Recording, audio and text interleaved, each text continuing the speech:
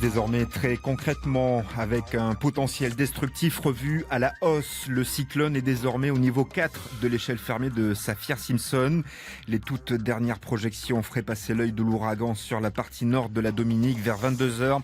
L'archipel guadeloupéen est en vigilance cyclonique rouge depuis midi. Votre 18-20 sera exclusivement consacré à Maria. Nous serons en direct avec les services de Météo France dès le début de cette édition pour les toutes dernières prévisions et un point sur la situation. Le préfet de région Éric Maire vient de prendre un arrêté pour interdire toute entrée ou tout séjour dans des zones identifiées à risque. Nous irons rejoindre Herman Roselli en préfecture. Certains territoires sont singulièrement fragiles par rapport au risque d'inondation. On le sait, on pense aux abîmes notamment. Nous verrons avec Pauline Rouquette les dispositions que la municipalité a prises là-bas. Nous serons aussi à Basse-Terre avec la maire du chef-lieu Marie-Luce Panchard. Nous irons aux Saintes, à Saint-Martin, rejoindre nos envoyés spéciaux. Enfin, nous irons également à Dé en compagnie des marins-pêcheurs qui ont mis ce matin à l'abri leurs embarcations. Voilà pour le sommaire de ce journal spécial Irma. L'actualité de ce lundi 18 septembre 2017, le journal. Sébastien, bonsoir. Bonsoir David, bonsoir à toutes et à tous. Merci de nous faire confiance. Son œil est ce soir à moins de 200 km à l'est de la Guadeloupe et Maria apparaît de plus en plus capricieuse et difficile à lire. On va rejoindre dans un instant Daniel Minacci des services de Météo France depuis la station du Rézé. Je vous le disais dans l'édition, le flash de 17h, le cyclone a été renforcé en catégorie 4 sur l'échelle fermée de Saffir-Simpson. Il y a un tout petit peu moins d'une heure par d'abord le NHC, le Centre National de Surveillance des Ouragans du côté de Miami et puis bien sûr derrière par les services de Météo France. Une trajectoire également compliquée à lire. Daniel Minacci nous le confirmait également à 16h avec une trajectoire qui fluctue de quelques degrés qui ferait passer pour l'instant le phénomène sur la pointe nord de l'île de la Dominique aux alentours de 22h avec les effets les plus néfastes pour la Guadeloupe en deuxième partie de nuit et en début de matinée demain. Nous allons bien sûr dans un instant avoir plus de précisions sur les toutes dernières projections en compagnie des services de Météo France. Éric Maire également, le préfet de région, a pris donc un arrêté interdisant à toute personne d'entrer ou de séjourner dans des zones identifiées à risque pour chaque commune de l'archipel, histoire de respecter les procédures de mise en sécurité des habitants résidant sur les zones les plus sensibles, celles soumises donc au risque de submersion, d'inondation ou encore de glissement de terrain. Le préfet qui demande à chacun de se rendre dans un abri sûr et de ne plus se déplacer jusqu'au passage de Maria. Le préfet qui s'était engagé pourtant à intervenir dans notre édition de 18h, mais manifestement c'est l'effervescence en préfecture. Herman Roselli, bonsoir. Bonsoir Sébastien. Ouais, le préfet donc qui a donc pris cet arrêté. Quelle est l'ambiance un petit peu en préfecture? Pas de panique pour l'instant, rassurez-nous. Alors pas de panique pour l'instant, mais effectivement les services de l'État s'organisent. Vous l'avez dit, au sein du centre opérationnel départemental, tous les acteurs de l'État sont représentés, qu'il s'agisse de l'Agence régionale de santé, de la gendarmerie, de la sécurité civile, des pompiers, les douanes, enfin bref, une cellule de crise qui est en place depuis quelques heures et les autorités suivent avec attention la progression de ce phénomène Maria, d'autant que les moyens sont en place, comme l'ont rappelé tout à l'heure les services de la préfecture. Les moyens du SDIS sont déjà mobilisés, très nombreux, avec près de 700 personnels de la sécurité civile et près de 3000, tous services confondus, déployés dans la zone entière. L'état-major est renforcé en Guadeloupe. Alors on sait qu'il est constitué à la base d'une dizaine de personnes. Eh bien, 11 personnels supplémentaires viennent renforcer ce centre opérationnel départemental. Évidemment, nous vous tiendrons au courant, Sébastien, de l'évolution et surtout des dispositions qui sont prises, parce qu'on a bien compris, en ce moment, il y a une réunion très importante qui se tient avec les différents services. La presse n'a pas accès à ce centre opérationnel départemental, mais en tout cas nous sommes informés et dès que les premières informations filtreront, nous ne manquerons pas de vous rappeler. Le passage en vigilance violette est peut-être sur la table de ces discussions, Herman.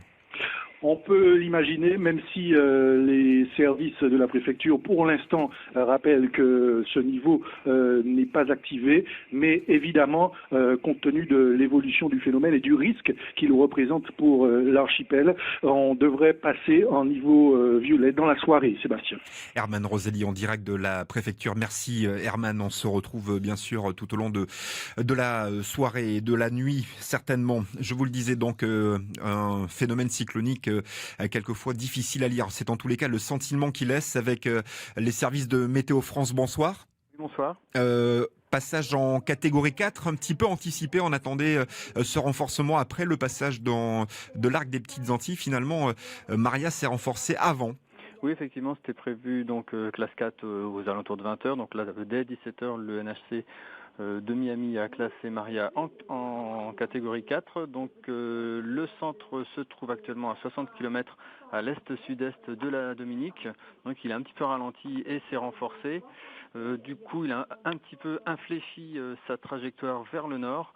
Donc initialement, donc la trajectoire faisait passer le centre sur le sud de la Dominique. Là, c'est plutôt donc au milieu de la Dominique, hein, en plein sur la Dominique, donc un peu plus près de nous.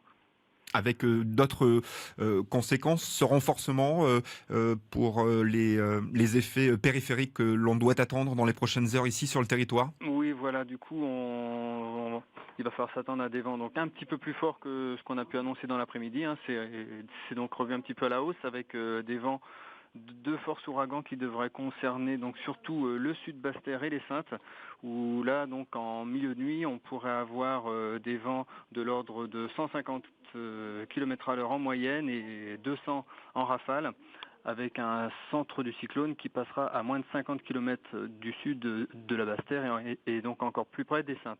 Les conditions en mer, la houle est orientée comment actuellement? Alors donc c'est plutôt de l'est-sud-est, donc elle va se creuser encore, il faudra attendre. Donc là c'est pareil, c'est plutôt en fin de soirée, milieu de nuit qu'on aura le pic, avec des creux qui pourront dépasser les 10 mètres dans le canal des Saintes. Donc ce qui va donner de violents déferlements ce soir et cette nuit sur les rivages de Marie-Galante, du Petit Cul-de-Sac et du sud Basse-Terre et des Saintes, avec des submersions aussi possibles dans les parties basses. En ce qui concerne la pluie, pour finir, les cumuls les plus importants sont attendus à quel moment? Alors là pour l'instant on est encore à l'écart des plus violentes pluies, hein, on a quelques pluies. C'est vraiment dans le cours de la nuit aussi que ça devrait s'intensifier et après durer pratiquement toute la journée de demain. La fin de l'épisode, la fin de l'épisode, c'est demain, mi-journée ou dans l'après-midi? Mi-journée, on n'en sera pas sorti encore, hein, sauf qu'on aura quand même des vents qui vont commencer à décroître déjà demain matin en passant au sud-est. Mais après la pluie, donc là, ça risque de durer quand même assez longtemps. Merci pour toutes ces précisions. Voilà ce que l'on pouvait dire donc sur Maria et sur ses caractéristiques, son profil à 18h08 sur les antennes de Guadeloupe Première, mais également sur Facebook. Les forces de sécurité et de secours sont, vous l'imaginez bien, entièrement mobilisées désormais. On rejoint Julie Straboni qui est en direct depuis le SDIS des Abîmes. Bonsoir Julie. Bonsoir Sébastien, bonsoir à tous. Combien de personnel actuellement mobilisé sur le pont et qui enchaînent, j'imagine, après Irma, c'est désormais Maria qui occupe leur soirée? Oui, ils sont 200 agents au SDIS des Abîmes et dans les casernes mobilisés en amont et prêts à intervenir demain après le passage d'Irma. Pas de rush particulier pour l'instant. Les pompiers montent des lits picots en prévision de la nuit à venir car il faut se reposer, vous l'avez dit, après toute cette mobilisation de ces derniers jours, car ce n'est qu'en cas d'extrême urgence qu'ils sortiront cette nuit du côté du centre de traitement de l'alerte. On répond au téléphone pour d'éventuels besoins de mise en sécurité des personnes ou de déblaiement des routes. Presque 80 appels depuis ce matin. Si certains pompiers de Guadeloupe sont toujours mobilisés dans les îles du Nord, l'archipel a reçu le soutien de professionnels de Guyane. Ils sont 8 positionnés aux Saintes, quand 12 agents de la sécurité civile sont en poste à Marie-Galante, à Grandbourg, où les secours ont quitté la caserne pour la salle des fêtes, où ils sont plus à l'abri, Sébastien. Merci Julie Straboni en direct du SDIS des Abîmes. Donc pour les forces de sécurité et de secours qui sont actuellement sur le pont en prévision de cette nuit qui s'annonce longue. Les axes routiers suivants sont fermés depuis 13 heures. La RD6 bien sûr à cause du gué de Saint-Louis. La route départementale 30 également sur le front de mer au niveau de Gourbert. Et puis la route des Mamelles fermée en prévention depuis 16 heures. Nous rejoindrons dans un instant la maire du chef-lieu, Madame Marie-Luce Panchard, pour un point sur la situation sur son territoire. On sait que c'est d'ailleurs une des préoccupations des chefs d'édilité d'évacuer les résidents qui sont les plus sensibles, les plus vulnérables. Elle est avec nous, Marie-Luce Panchard. Bonsoir. Bonsoir. Au moment où l'on parle, Madame le maire, la situation sur le chef-lieu est sous contrôle? La situation est sous contrôle. Nous sommes particulièrement inquiets compte tenu du fait que les nouvelles ne sont pas forcément bonnes, que l'ouragan se renforce et qu'au niveau de sa trajectoire, il se rapproche de plus en plus du sud Basse-Terre. Je viens de faire, avec la police municipale, un tour, inviter la population à quitter les lieux, notamment à Rivière-des-Pères. La plupart ont quitté les lieux, se sont réfugiés dans les abris, mais nous avons encore quelques personnes qui ne veulent pas laisser leur maison, donc on a insisté lourdement pour leur dire que le danger était réel. En tout cas, nous sommes prêts, nous attendons. Le PC fonctionne, nous n'avons pas beaucoup d'appels pour l'instant, puisque l'information est bien passée au niveau de la communication. Les personnes savent effectivement quels sont les abris sur Basse-Terre. En revanche, le temps est calme, il y a un peu de pluie, mais on voit cette mer qui est en train de se former. Et je peux vous dire, j'étais sur les hauteurs de Basse-Terre, dans le quartier du Bas-du-Bourg, sur les Mornes précisément.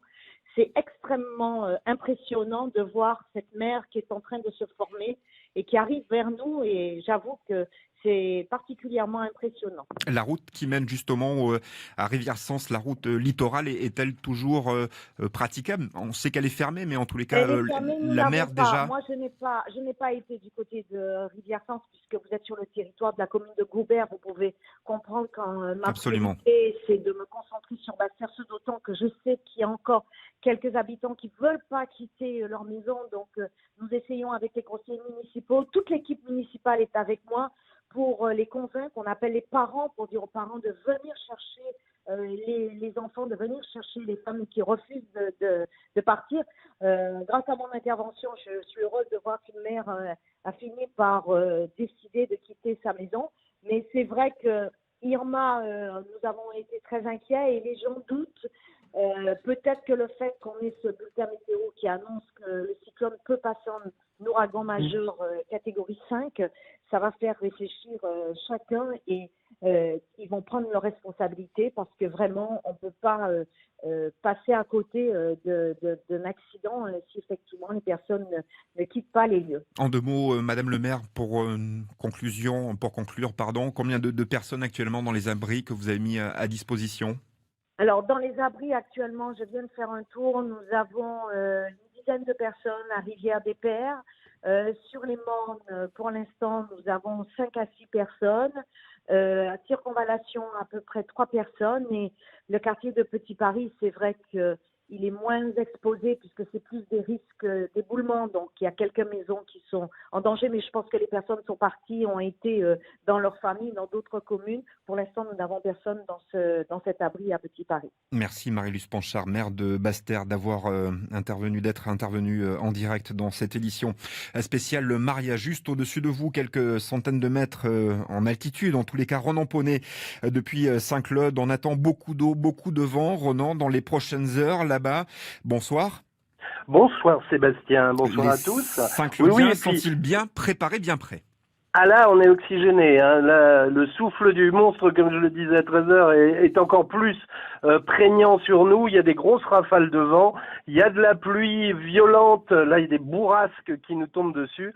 On sent que ça s'approche et que les masses d'air sont en mouvement et que la montagne est bien sûr la première touchée. Tout ce qui est sur le massif montagneux de la Soufrière est d'abord balayé. La commune de Saint-Claude étant la plus haute de Guadeloupe. On est aéré pour le moment. Il n'y a pas de grosse inquiétude de glissement de terrain ou d'avalanche, on verra ça à l'usage, hein, et comme tout le monde, on ne peut pas faire encore de pronostics désastreux avant d'avoir vu ce qui va se passer. Ce qui va se passer cette nuit, si ce sont des vents à 150 km/h ou 200 km/h, on verra ce que ça donne au niveau des arbres, des plantations, de la végétation. Le parc national doit craindre pour sa forêt primaire cette nuit qui va être balayée par des bourrasques avec des arbres qui, comme vous le savez, dans toute forêt tropicale, ne sont pas très enracinés. Donc on peut craindre qu'il y ait de l'abattage par ce cyclone. Quant à la ville de Saint-Claude, écoutez, c'est comme tout le monde, hein, c'est comme Gourbert, Baïf, on attend. Peu de pluie pour l'instant, au moment où l'on parle, Ronan. Des rafales de pluie violentes, mais pas de rue, si vous voulez. Ça arrive par grains, voilà. Très bien, merci Ronan pour ce point en direct depuis donc Saint-Claude et les hauteurs du sud de Basse-Terre. J'en finis également avec ces informations sur le front de l'eau et de la distribution de l'eau. Des perturbations vraisemblablement à attendre dans la soirée, dans la nuit et demain, dû bien sûr au passage de Maria dans le sud Basse-Terre, notamment la présidente de la communauté d'agglomération Grand Sud Caraïbes, Lucette Michaud-Chevry, prévient ses administrés que la distribution est susceptible d'être interrompu ce soir à partir de 23h. Eau Excellence également procédera à une sécurisation des réseaux d'eau potable avec une mise hors service des installations de production. La distribution d'eau sera donc fortement perturbée, voire interrompue sur les communes du territoire, à savoir les Abîmes, Bémao et Pointe-à-Pitre, au plus tard lors du passage en vigilance violette. Pour l'instant, ce n'est pas le cas. Nous sommes toujours en vigilance cyclonique rouge. Direction les îles du Sud et singulièrement les Saintes qui, c'est sûr, vont essuyer les effets les plus destructeurs de Maria, le plus de vent, le plus de houle. Les services de Météo France nous le disaient. Et aux Saintes avec Mélodie Stevenson. Bonsoir Mélodie. Bonsoir. C'est déjà le confinement, Mélodie. Tous les Saintois, terre de haut, terre de basse, sont actuellement chez eux. Écoutez Sébastien, la situation aux Saintes continue à se dégrader. Nous sommes effectivement confinés, tout comme la population dans nos habitations. Il n'y a plus personne dehors. La circulation est interrompue depuis plusieurs heures. Déjà, les premières rafales de vent se font ressentir et il pleut énormément. À l'heure où je vous parle, les Saintois sont prêts à affronter l'ouragan Maria et l'attendent dans l'angoisse. Pas de dégâts pour l'instant à votre niveau, des remontées que vous pouvez avoir, Mélodie ? Non, Sébastien, pour l'instant, on n'a aucune visibilité dehors sur les dégâts aux Saintes. On est, comme je vous le disais, confinés à l'intérieur. On n'est pas encore sortis. Très bien, Mélodie. Bien, restez à l'abri et en sécurité. On tâchera de vous retrouver tout au long de cette soirée pour l'évolution également sur ces territoires. On pense également à Marie-Galante, où nous serons en direct avec Colette Borda et Franck Aristide, notre envoyé spécial, dans quelques minutes également. Territoire particulièrement fragile par rapport au risque d'inondation. On pense aux abîmes.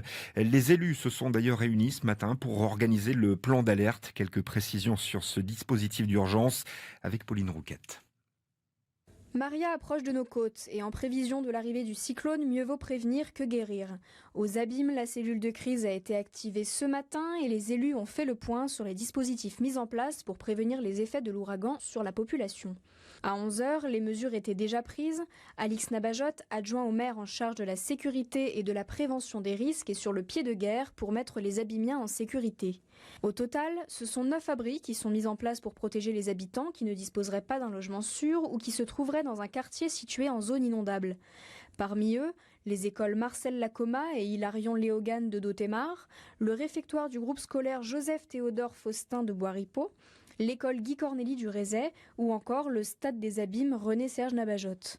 Les habitants sont invités à se rendre dans l'un de ces abris équipés de lits de camp. Sur place, des binômes fonctionnaires élus veillent à ce que tout se passe dans les meilleures conditions. Pourtant, certains habitants restent réfractaires à l'idée de quitter leur logement, mais depuis midi, la Guadeloupe est passée en vigilance rouge et des mesures de sécurité s'imposent à chacun.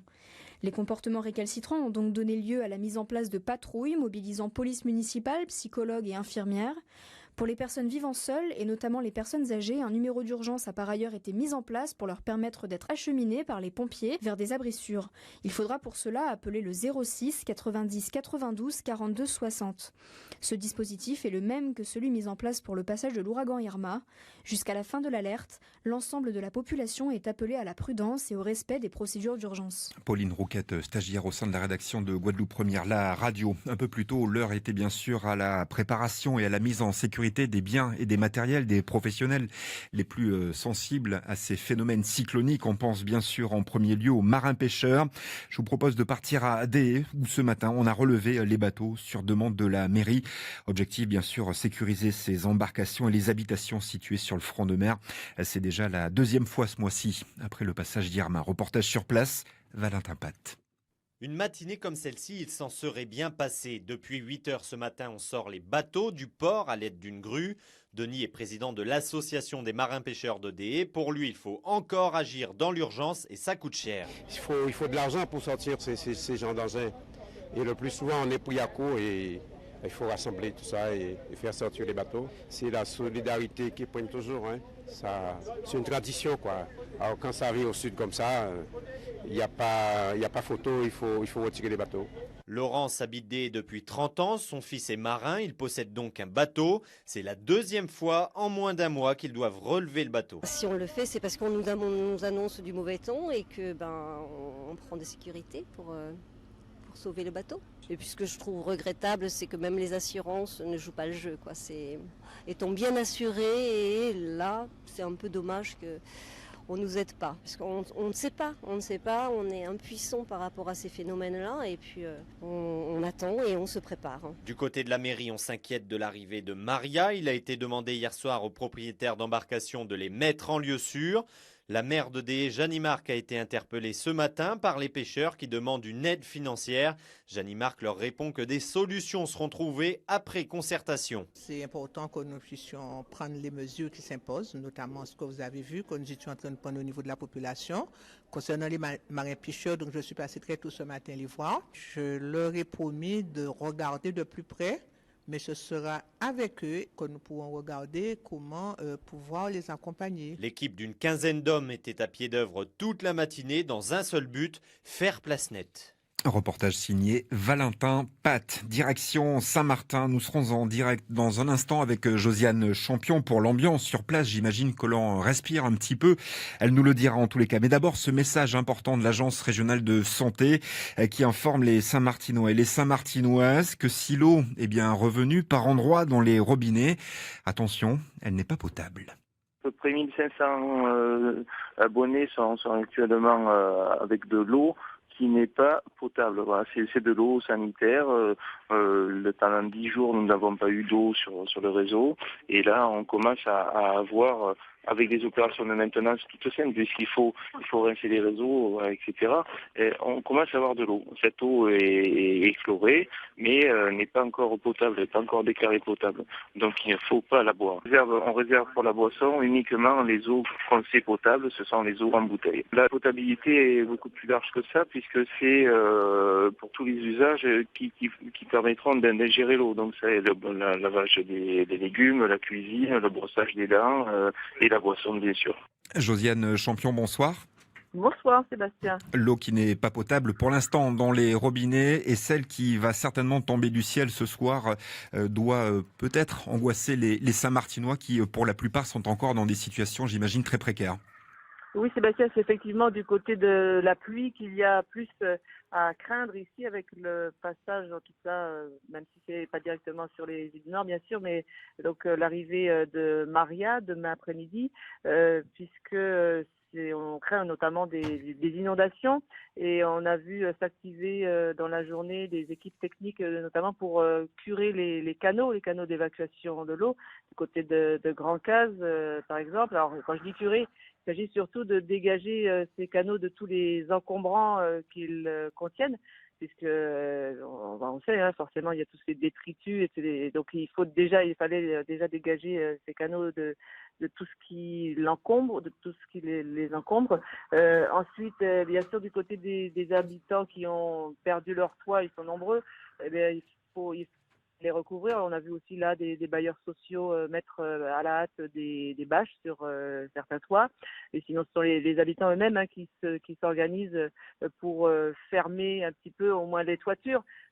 Souvent, ce sont les portes aussi qui manquent ou les fenêtres, mais en tout cas, alors on voit aussi, là, on se débrouille comme on peut, les débris ou les toitures emportées par Irma qui sont recyclées. Peut-être, oui, j'ai vu ça notamment du côté du front de mer à Marigot. Je sais pas, vous avez vu cette image, notamment que Steve Prudent nous avait envoyée au tout début, au lendemain, enfin le matin du passage d'Irma, avec le marché, les carbets, les toits, en fait, les toitures qui avaient été couchées au sol.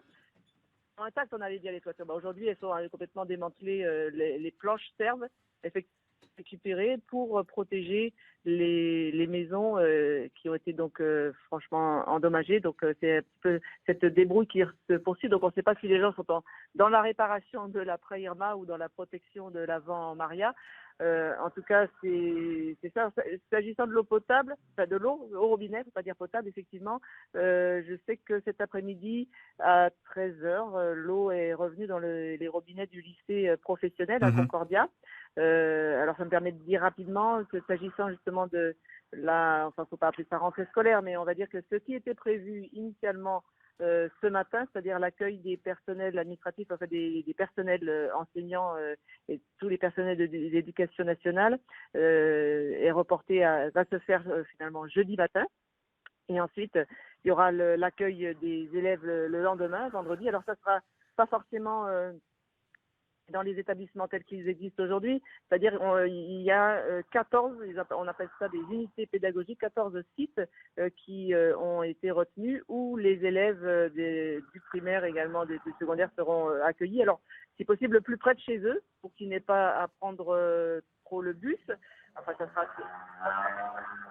sera moins possible peut-être pour le lycée, parce qu'il n'y a pas 36 lieux.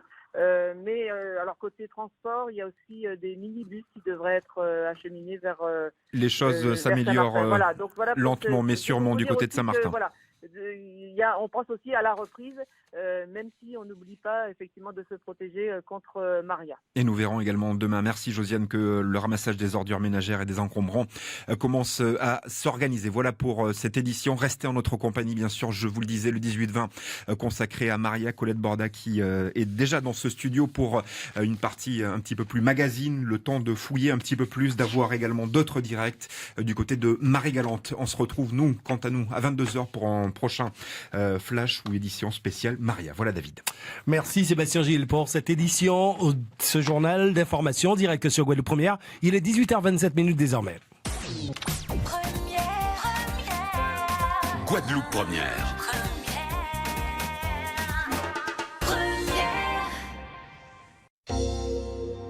Quinze pareil prend gare, c'est quand après signe. Restez écouter radio pour une nouvelle. Arrêtez tout ça au café. Toute l'entreprise d'être fermée porte. Tant pis s'il vous plaît. Pas prendre la main ni même aïe. Prends soin à quand notre bateau. Pas entrer prendre un marché en montagne. Rentrez à Casazot et si vous voulez Casazot pas certain ou solide, rentrez là où vous voulez la mairie mettre à disposition à autres.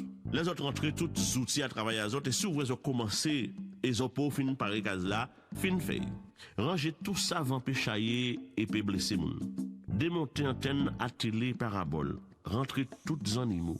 Séparez entre les autres, pile, lampe, bougie, tout ça qui peut limer et qui peut éclairer. À dans case là, préparez un petit pièce qui s'éteint et qui peut recevoir la famille, au moins petit hep au cas où. Merci pour écouter à autres. Et prends garde. Après la pluie et mauvais temps, c'est bel soleil. Assuré Maïf et Filia Maïf, victime de l'ouragan Irma qui a touché Saint-Barth et Saint-Martin, la Maïf est à vos côtés pour déclarer vos sinistres. Contactez-nous par téléphone au 05 90 89 59 60, 05 90 89 59 60 ou sur le site internet www.maif.fr. Bienvenue chez EDF. Je cherche des conseils pour faire des économies d'énergie. Choisissez les ampoules LED. Elles consomment moins et durent plus longtemps. Mais elles doivent coûter plus cher. Au contraire, avec la nouvelle offre Agir Plus d'EDF en ce moment, les ampoules LED sont à moins de 5 € chez nos partenaires. De quoi faire un beau bouquet d'économies. Liste complète sur edf.gp. L'énergie est notre avenir. Économisons-la. Guadeloupe Première. Première. 18h et bientôt 30 minutes à l'écoute de Guadeloupe Première. Place au magazine consacré à l'ouragan Irma, désormais classé en catégorie 4 sur une échelle de 5. Colette Borda, bonsoir. Bonsoir, qu'acoustique guadeloupéen prend courage donc pour introduire ce magazine spécial consacré une nouvelle fois au phénomène cyclonique. En l'occurrence, Maria qui se manifeste près de 15 jours après Irma, la ravageuse. Maria, ouragan désormais de catégorie 4 sur une échelle de 5. Faut-il craindre le pire une nouvelle fois pour notre région? Dans ce magazine, un nouveau point météo avec Olivier Lancien et un rappel des consignes pour les imprudents car le phénomène arrive chargé d'eau. Des interventions depuis Marie-Galante et Capesterre-Bello de nos envoyés spéciaux Franck Aristide et Yemouna et depuis Roseau à la Dominique du maire Irène John et de nouvelles explications avec Bruno Benjamin, il est webmaster d'ouragan.com. Bonsoir à tous. Olivier Lancien, il s'est considérablement renforcé passant en 24 heures de tempête à ouragan de classe 4. L'ouragan Maria qui a commencé à sévir en Martinique et à la Dominique. Nous en parlerons dans quelques instants. Il devrait nous concerner dans la nuit avec des vents de plus de 200 km/h. On fait un nouveau point météo avec vous. Absolument. Et vous l'imaginez bien, la tension est à son comble dans toute la Guadeloupe. Nous sommes toujours en alerte rouge cyclonique. Les autorités sont actuellement en réunion pour prendre des décisions urgentes. Maria est en catégorie 4. Vous l'avez dit, une transformation rapide et précoce. Maria était un phénomène majeur avec de catégorie 3. Avec cette intensification, elle confirme sa force. Nous devrions passer en alerte violette, sans doute confinement dans quelques heures ou à l'issue de la réunion qui se tient actuellement en préfecture à Basse-Terre. Le phénomène est à moins de 60 km en ce moment de l'île de la Dominique. La trajectoire a fléchi vers le nord et fait passer cet ouragan majeur en plein centre de l'île aux 365 rivières. Concernant la Guadeloupe, selon les services de Météo France, les vents soutenus atteindront les 150 km/h avec des rafales à plus de 200 km/h. Il faut s'attendre à de fortes houles et sur tout le littoral de l'archipel, mais particulièrement dans le sud Basse-Terre. De fortes pluies sont aussi à attendre du phénomène, mais aussi dans la périphérie de ces rafales.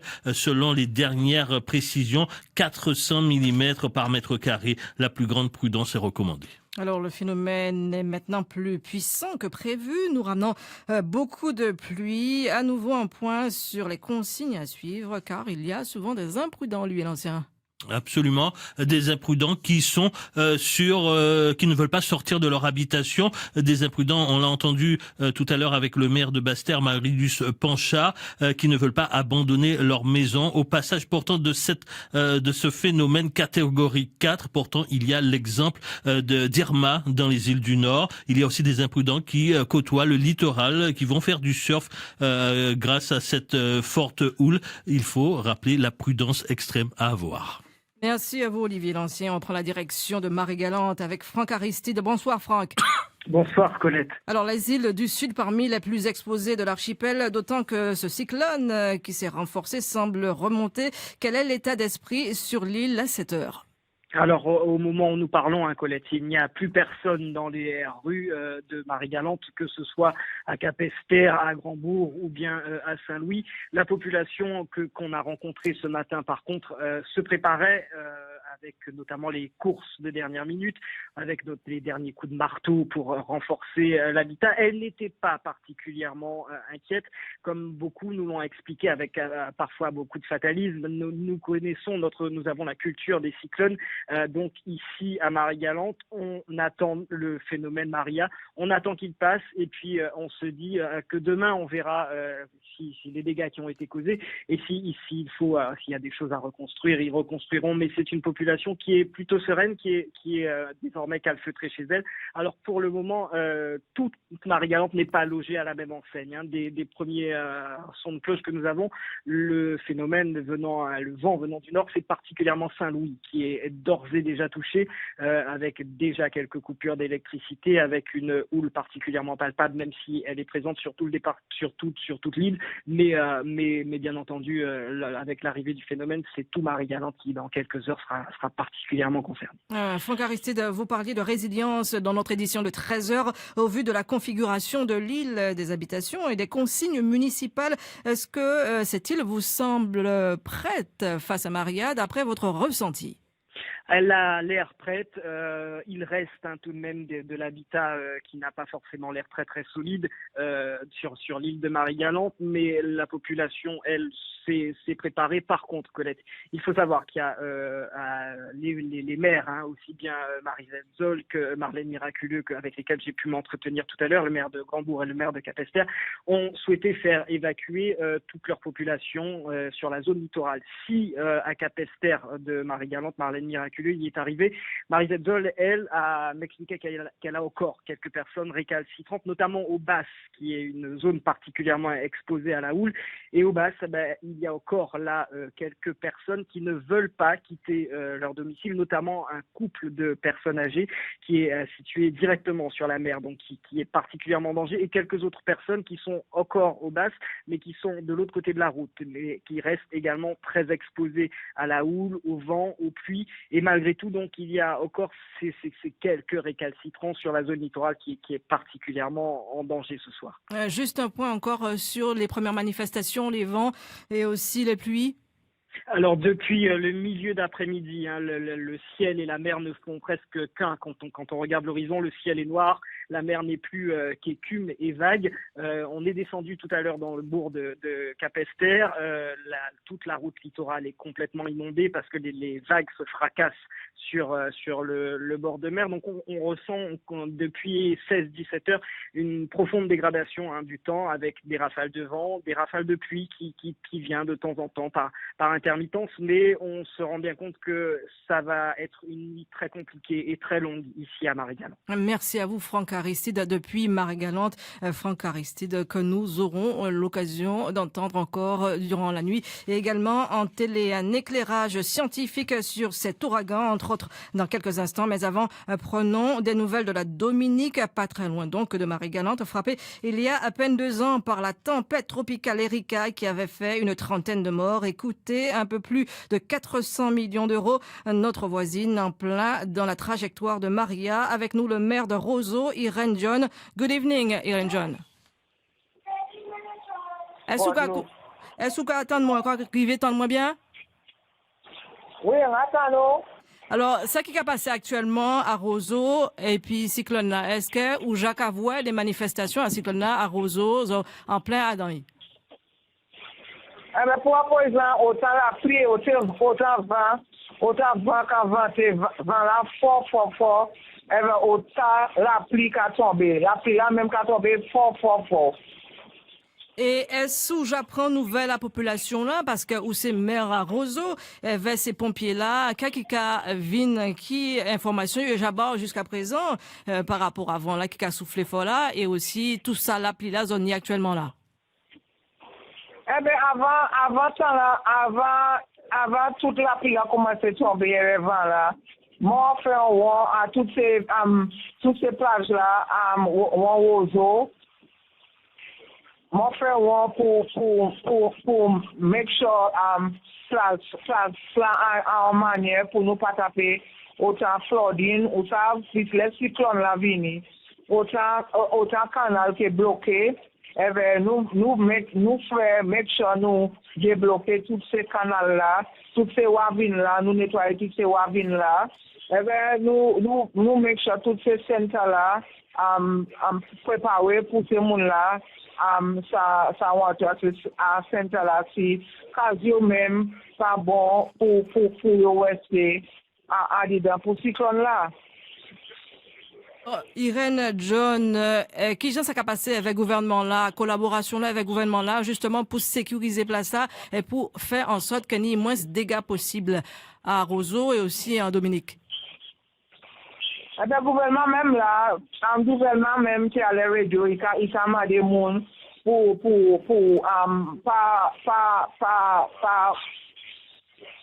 battre koyo trop. Wait en casio. Make sure you need glow. You need manger à manger. You need stick, you need lettre, vous savez.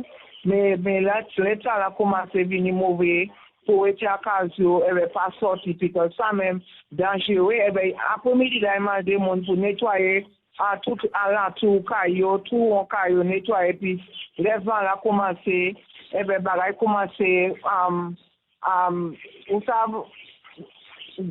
vieux galvanise, vieux planche, ou ça va là même ça fait dommage, eh ben c'est galvanise là. So il m'a dit pour nettoyer la cour, nettoyer tout en caillou. So nous begin trop dommage. Ce cyclone là venu à nous weather. Est-ce que c'est mon appel à Dominique ou alors il y déjà habitué parce que t'es ni Erika ni 2 ans à peu près? Ma tante Saoudi. Est-ce que c'est mon appel à Dominique qui a créé un cyclone là quand même parce que nous avons changé que t'es ni Erika ni 2 ans? Eh bien, nous-mêmes, ce n'est pas pour première fois cyclone vini nous expériencer cyclone et puis nous tenons hurricane David. Eh bien, David même te fait autant de dommages. Eh bien, après ça, nous tenons des 3 cyclones. So, nous-mêmes, nous comprenons ça. Ça y est pour préparer pour le cyclone. Puis, nous avons expérimenté cyclone déjà. Donc, ça est l'habitude. Donc, juste en dernier, petite question à TV posée. Est-ce qu'il y a suffisamment de secours à la Dominique en cas de problème après cyclone Nassa? Eh bien, ça nous comprendre c'est rôle sous Dominique, mais il est plus mauvais à place qu'on voit place comme ça. Mais rôle pays là. Qui tapé quelque chose de cyclone là et ça. Mais il y a certaines places qui est tapé plus mauvais. Pour présent, il y a une place nous attendons qui ja yo pas ni glou. Eh ben nous même à présent nous pas ni clété. Yo pas clété là. Il pas ni électricité. OK. Nous pas ni glou mais c'est pas pour dire nous même pas ni glou. Yo pas glou là pour make sure glou là pas sale. Eh bien, si y a un vini, il est difficile pour nous taper de l'eau. Ok, Guabonne, il dit nous pour parer de l'eau, pour mettre sur nous de l'eau en place, nous. Eh bien, ça là, comme si dit, en éditant, yo pour traiter là, so nous pas ni traiter pour appuyer ça. Merci beaucoup Irène John, encore rappelé KOC, mais Roseau, Dominique et surtout bon courage à Zot pour l'année de là qui arrive là. Et dans quelques instants, nous prendrons le pouls dans un abri de Capesterre-Belle-Eau et nous aborderons la question des zones inondables avec Alix Nabajot aux Abîmes. Il est adjoint au maire et tout de suite Bruno Benjamin. Bruno Benjamin, bonsoir. Bonsoir. Vous êtes webmaster à ouragan.com. L'ouragan a surpris la Martinique ce matin. Il semble à nouveau remonter. Donc vers le nord, il est quelque peu instable. Quelles sont les conditions qui favorisent cette instabilité d'après votre constat, vos observations? Alors en fait, c'est tout simplement parce que nous avons regardé une trajectoire fine pratiquement toutes les 3 heures que nous nous sommes rendus compte qu'il y avait une petite montée à un moment, une petite descente 3 heures. Ensuite, si on regarde la trajectoire de la globalité depuis 24 heures, elle a été quasiment rectiligne sur un axe ouest-nord-ouest. Donc, elle est légèrement remontée à un moment, un petit peu descendue 3 heures après, et elle est quasiment sur le point qui était prévu il y a 24 heures sur la Dominique, donc un passage au nord de Roseau, au plein milieu de la Dominique. Donc, à chaque fois, il a fallu ajuster. Toutes les 3 heures, le National Hurricane Center aux États-Unis rétablit de nouvelles prévisions. Donc, à chaque fois qu'il y avait une petite montée, une petite descente, ils ajustaient la trajectoire. Et quand on regarde le point de départ hier et qu'on le compare au point actuel, c'est ce qui s'est prévu, ce qui était prévu et qui s'est réalisé. Donc ce n'était pas, en tout cas au niveau des scientifiques, de l'inattendu pour ce qui est de cet ouragan. Mais ce qui est surprenant, c'est que en 24 heures, hier à 18 heures, on en était à une tempête tropicale et aujourd'hui à 7 heures, on en est à un phénomène de catégorie 4 et ça a été rapide. Tout à fait. Alors, nous sommes trouvés avec un ouragan qui s'est positionné dans une zone très, très favorable où tous les voyants étaient ouverts, pour ainsi dire. La mer est chaude, à plus de 29 degrés. il n'y a pas de cisaillement en altitude, ça veut dire qu'il n'y a pas de vents contraires qui vont couper, qui vont cisailler, comme on indique, le haut de l'ouragan. Donc, il garde sa structure, il se renforce, il s'organise en permanence. Il n'y a pas de sable dans l'atmosphère, ce qui fait qu'il trouve de l'humidité. Donc, il peut se régénérer par lui-même à la fois par la chaleur de la mer et la chaleur de l'air, et l'humidité de l'air. Le cyclone a trouvé des conditions idéales pour se renfoncer. Et ce qui est le plus gênant, c'est qu'entre-temps, il a ralenti. Hier en fin de matinée, il avançait à 46 km/h. Maintenant, il va 3 fois moins vite. Il va à 15 km/h. Autrement dit, il avance à un train très très lent. 15 km/h, ça lui permettre d'absorber toute l'énergie que lui procure la mer et de pouvoir se renforcer rapidement. Il est actuellement catégorie 4. Au tout début de la catégorie 4, il est prévu qu'il continue à se renforcer. Et il n'y a pas de limite, malheureusement. Est-ce qu'il y a une comparaison à faire avec Irma entre ces deux phénomènes cycloniques, visiblement Maria qui devient de plus en plus dangereux? Alors, je vais même comparer les 3 phénomènes qui sont passés quasiment dans la même zone. Que ce soit Irma, que ce soit José ou que ce soit Maria, les 3 ouragans sont passés dans une zone avec une profondeur de la mer qui était assez importante, donc au large Atlantique. Et à partir du moment où ils sont arrivés sur ce qu'on appelle le talus continental, donc c'est la pente au fond de la mer qui remonte un petit peu avant les îles, on va dire à peu près 600-700 km au large des îles, la profondeur diminue, autrement dit, la température de la mer augmente. Et à partir de ce moment-là, le cyclone trouve toute son énergie. Et les 3 ont progressé à partir du même cap. À partir du 55 degrés ouest, les trois ouragans ont pris de la force de façon exponentielle. Et Irma, pour la citer, est passé de la catégorie 3 à la catégorie 5 en quelques heures. Et nous avons eu en 24 heures un passage de tempête tropicale à catégorie 4. Et qui sait ce que ça va donner après 36 heures pour Maria. José également a eu le même phénomène, passer de la catégorie 2 à la catégorie 4 de façon très rapide. Donc c'est tout simplement parce que la zone où ils se sont développés, où ils sont arrivés en tant que cyclone mature, leur a permis de se développer rapidement. Alors vous êtes un passionné de météorologie, vous êtes aussi un observateur avec plus de recul peut-être que les scientifiques qui travaillent dedans un peu tout le temps, mais est-ce que d'après votre ressenti, votre expérience, vos observations, vos calculs également, est-ce qu'il faut craindre le pire pour la Guadeloupe? Alors, le pire aurait été un passage sur la région Pointe-Ouest. Tout simplement parce que c'est la zone la plus vulnérable avec la zone du Square de Jarry, avec Pointe-à-Pitre, avec des côtes basses où il y aurait eu à la fois tous les aléas qui auraient été regroupés. Donc, heureusement, le pire ne se réalise pas. L'autre version du pire nous concernant, ce serait qu'il passe un peu plus près de la Guadeloupe. Pour l'instant, ce n'est pas envisagé. La trajectoire que suit le cœur de l'ouragan fait qu'il passe directement sur la Dominique et le sud de la Basse-Terre, Marie-Galante et les Sept auront à subir ce qu'on appelle le mur de l'œil. Donc la frange qui est sur 10-20 km à partir du centre où les vents sont les plus forts, les plus violents. Donc ces 3 zones, donc les Sept, Marie-Galante et le sud Basse-Terre, auront à subir cette partie-là. Donc des vents de conditions d'ouragan, pas forcément les plus forts avec des 215 km/h et des rafales de 250-260, mais très certainement des vents plus forts, de 150 à 180 km/h dans cette zone, de la pluie en grande quantité et puis une forte houle sur les côtes. C'est le moins pire qui pourrait nous arriver. Et malheureusement, c'est le pire pour la Dominique, parce qu'ils vont devoir subir un deuxième David, 38 ans après.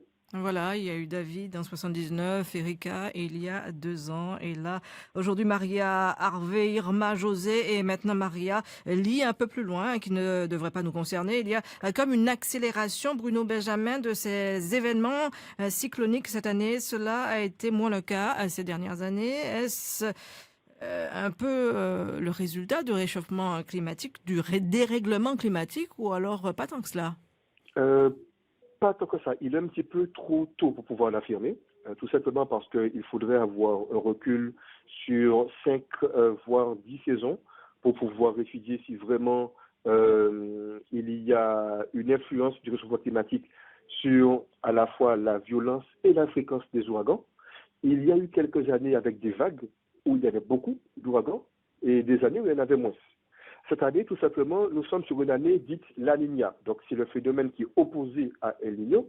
Et les années de La Niña sont des années où il y a traditionnellement, historiquement, beaucoup plus de phénomènes cycloniques.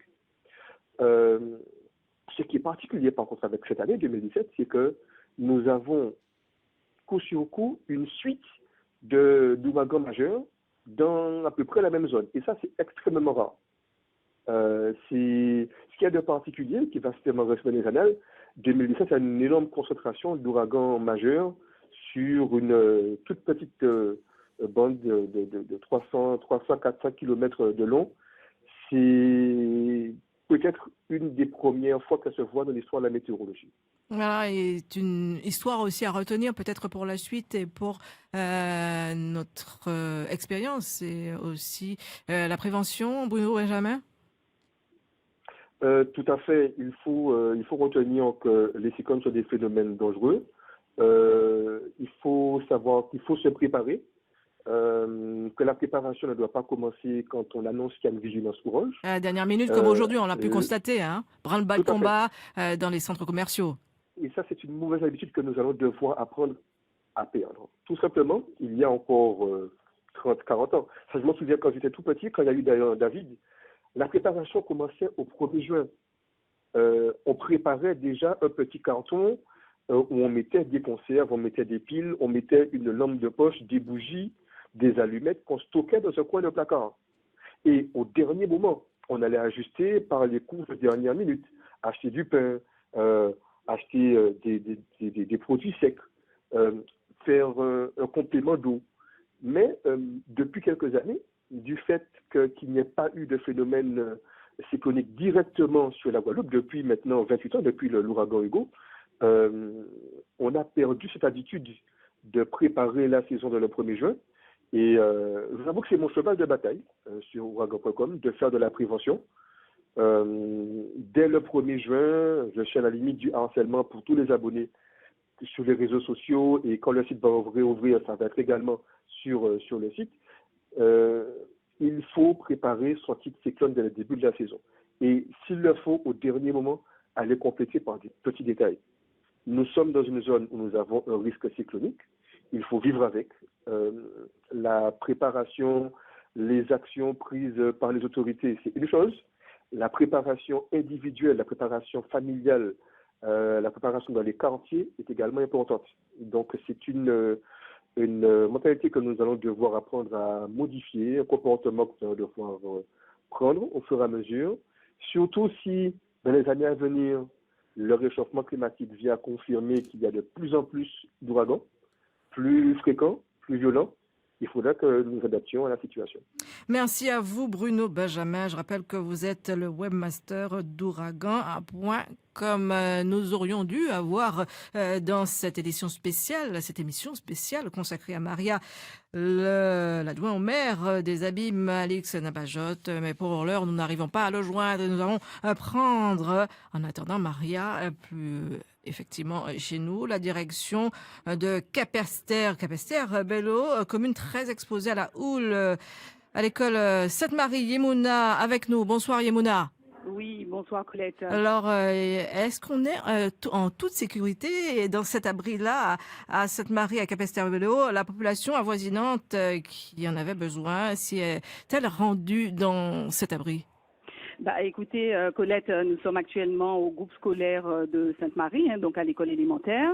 On recense à peu près une 50aine de personnes, donc des mamans, des enfants, des familles qui se sont constituées dans les différentes salles de l'école. Alors, ça se regroupe par famille. On va retrouver, par exemple, avec moi sur place, dans la salle où je suis, j'ai rencontré une famille. Alors, ils sont pratiquement au grand complet. Donc, j'ai Freda.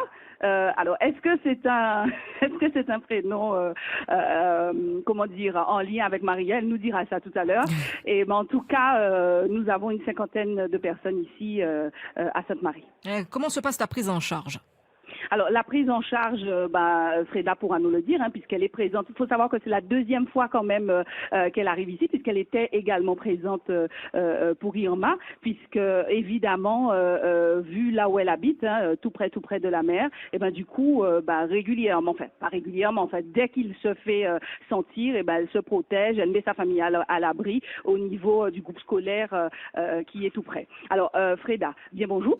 Bonjour, Yemouna, ça va? Oui, ça va très très bien. Au contraire, c'est vous faites une Sakai. Alors Freda, donc au Carreté Sainte-Marie? Oui, j'habite à Font-à-Chaud, pas trop loin de la mer. Bon, vu que la municipalité était passée vers 11h pour nous dire de laisser les lieux, donc on n'a rien à faire que prendre nos bagages et les plus importants, les enfants surtout, et puis les pièces, et puis on est là, quoi. Alors, ça a été facile pour toi de quitter ton logement, puisque tu nous dis, dès que l'alerte a été donnée, dès qu'on t'a dit de partir, tu t'en vas. Est-ce que c'est une décision facile à prendre? Bon, pour moi, je peux dire oui, parce que depuis pour Irma, nos affaires étaient déjà bien en place, et parce que nous sommes dans une zone où il y a beaucoup d'inondations de temps en temps, et vu que nous sommes en alerte rouge, bien sûr, depuis midi. Voilà, depuis midi, on nous a dit de partir, donc il n'y a pas le choix. On a pris nos enfants, comme nous tous qui étaient déjà arrangés depuis pour Irma. Donc, on a fait que prendre à manger, de l'eau, du jus, on a tout. Alors, Colette, il faut savoir que c'est très, très bien organisé ici. Mon cher, juste matelas pneumatique gonflable, c'est mon ami en disant abri là. Donc, je recense évidemment la petite glacière avec les boissons. Alors, je ne vais pas citer les marques, mais on a des boissons sucrées, on a de l'eau. Je viens d'apercevoir Freda tout à l'heure qui nourrissait son enfant, donc avec du lait. Donc, vraiment, c'est très, très bien organisé. Est-ce que tu peux nous préciser avec combien de monde nous venus là comme ça? Actuellement, là, nous, on est à 6 dans mon groupe. Donc, tenez-vous. Il y a moi, il y a mes 2 belles-sœurs, mes 2 enfants, il y a mon mari qui fait le va-et-vient entre la maison et l'abri. Et j'ai ma sœur avec moi, donc on est à peu près à 6 personnes. 6 personnes, très bien. Alors, Colette, faut bien comprendre que de toute façon, ils s'apprêtent à passer la nuit. Et ce qui a quand même d'assez extraordinaire, c'est que les personnes sont organisées, même au niveau du divertissement, puisqu'on sait que la nuit va être très, très longue.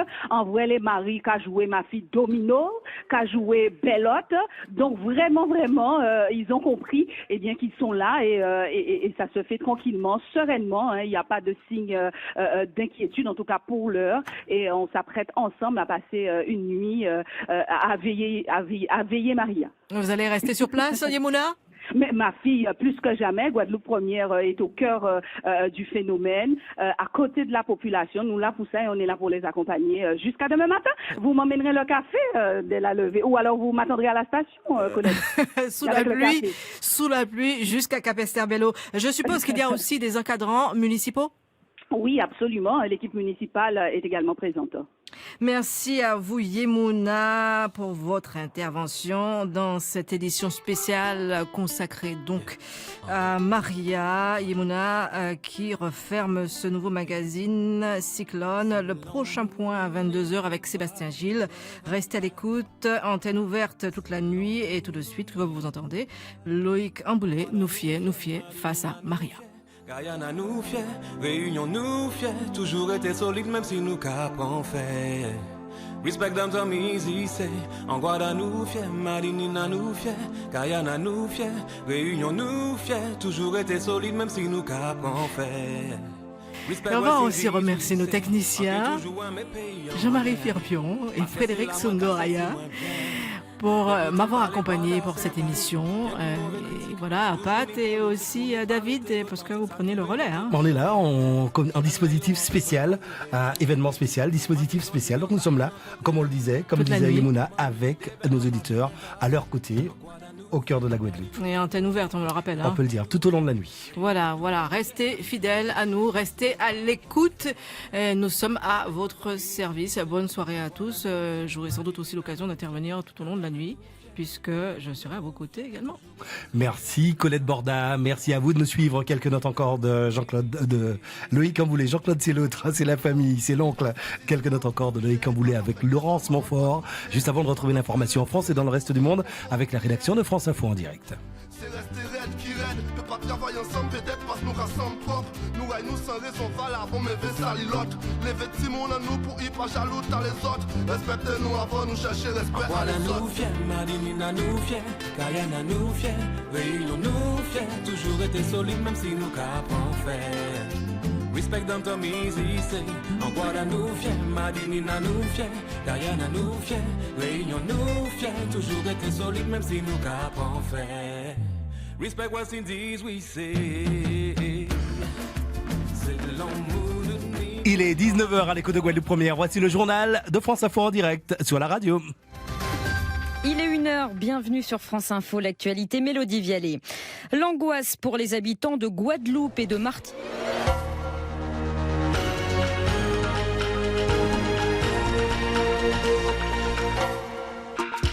Madame, Monsieur, bonsoir. La Guadeloupe s'apprête à vivre des heures difficiles, principalement les îles du Sud, les Saintes, Marie-Galante. Les premiers effets se font déjà ressentir.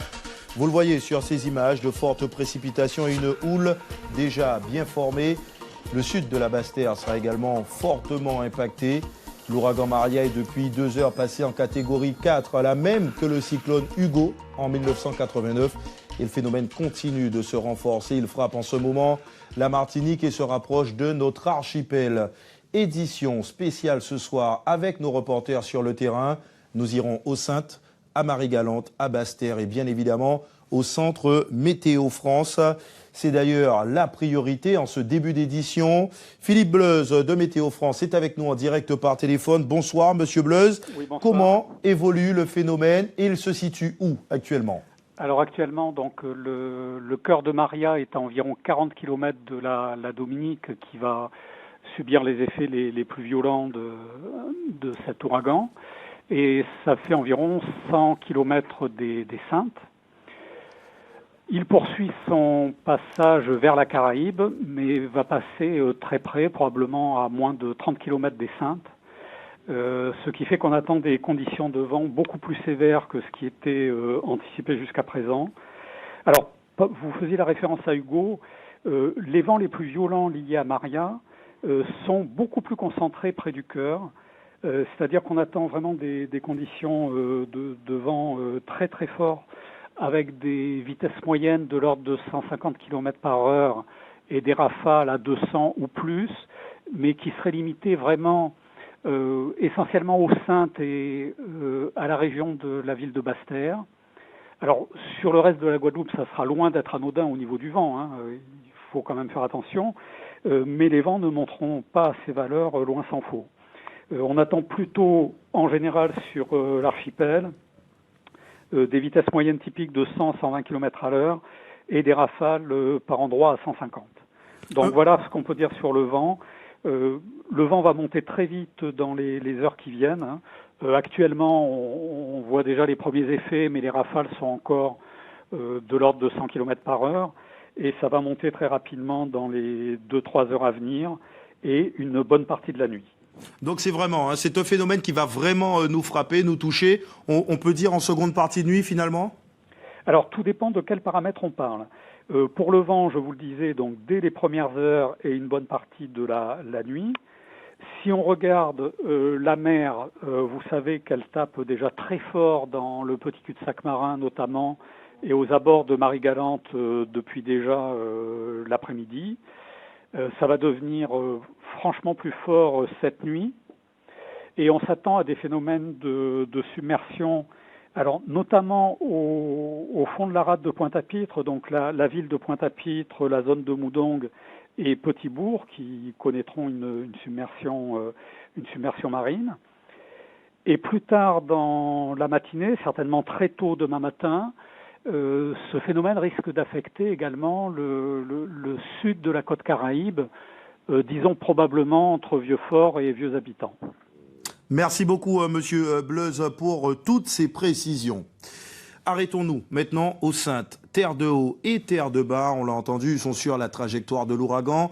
Depuis ce matin, la houle s'intensifie avec des creux qui se forment. Les premières rafales se font déjà ressentir. Mélodie Stevenson est sur place à Terre de haut. Bonsoir Mélodie. Les Saintois sont-ils prêts à affronter ce phénomène ? Écoutez Jérôme, les Saintois sont tous confinés chez eux, il n'y a plus personne dans la rue, la circulation est interrompue. Nous sommes ici avec Josette dans sa maison. Josette, êtes-vous prête à affronter le phénomène ? Oui, je suis prête à affronter le phénomène Maria, qui m'a l'air d'être un phénomène très important. Bon, j'ai vécu Hugo, j'espère que ça va pas être la même chose. Je suis confinée chez moi avec vous, hein. Donc bon, je suis un petit peu angoissée. Bon, mais on verra. Bon, ma maison a l'air d'être bien solide. J'ai vu aussi pas mal de choses concernant Irma. J'espère qu'on ne va pas supporter tout ça. Et bon, comme on dit en langage, adieu va. De toute façon, on ne peut rien faire. C'est tout.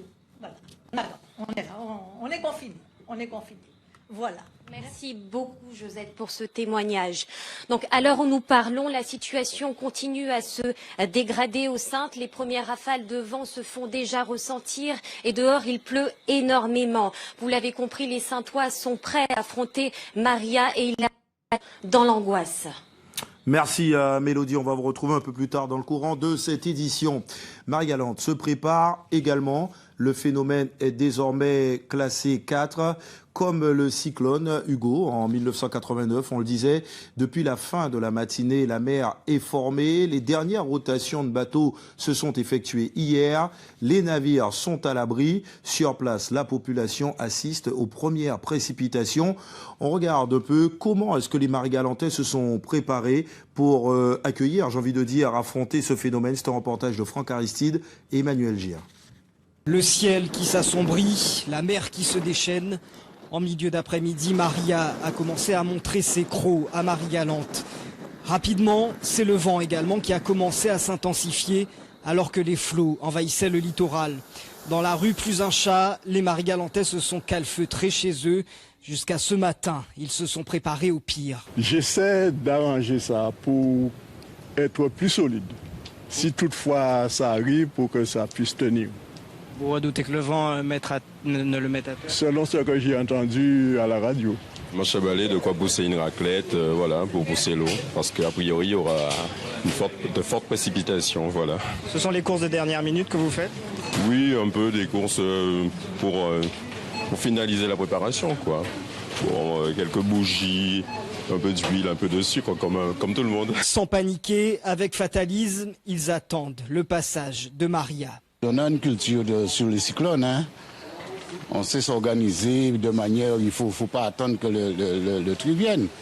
Bon, et avec la volonté de Dieu, on fait ce que les hommes font leurs affaires, Dieu fait ce qu'il a à faire. Alors, dans le bourg de Capesterre, comme partout, demain sera un autre jour. Et on reste à Marie-Galante. Franck Aristide est avec nous en direct.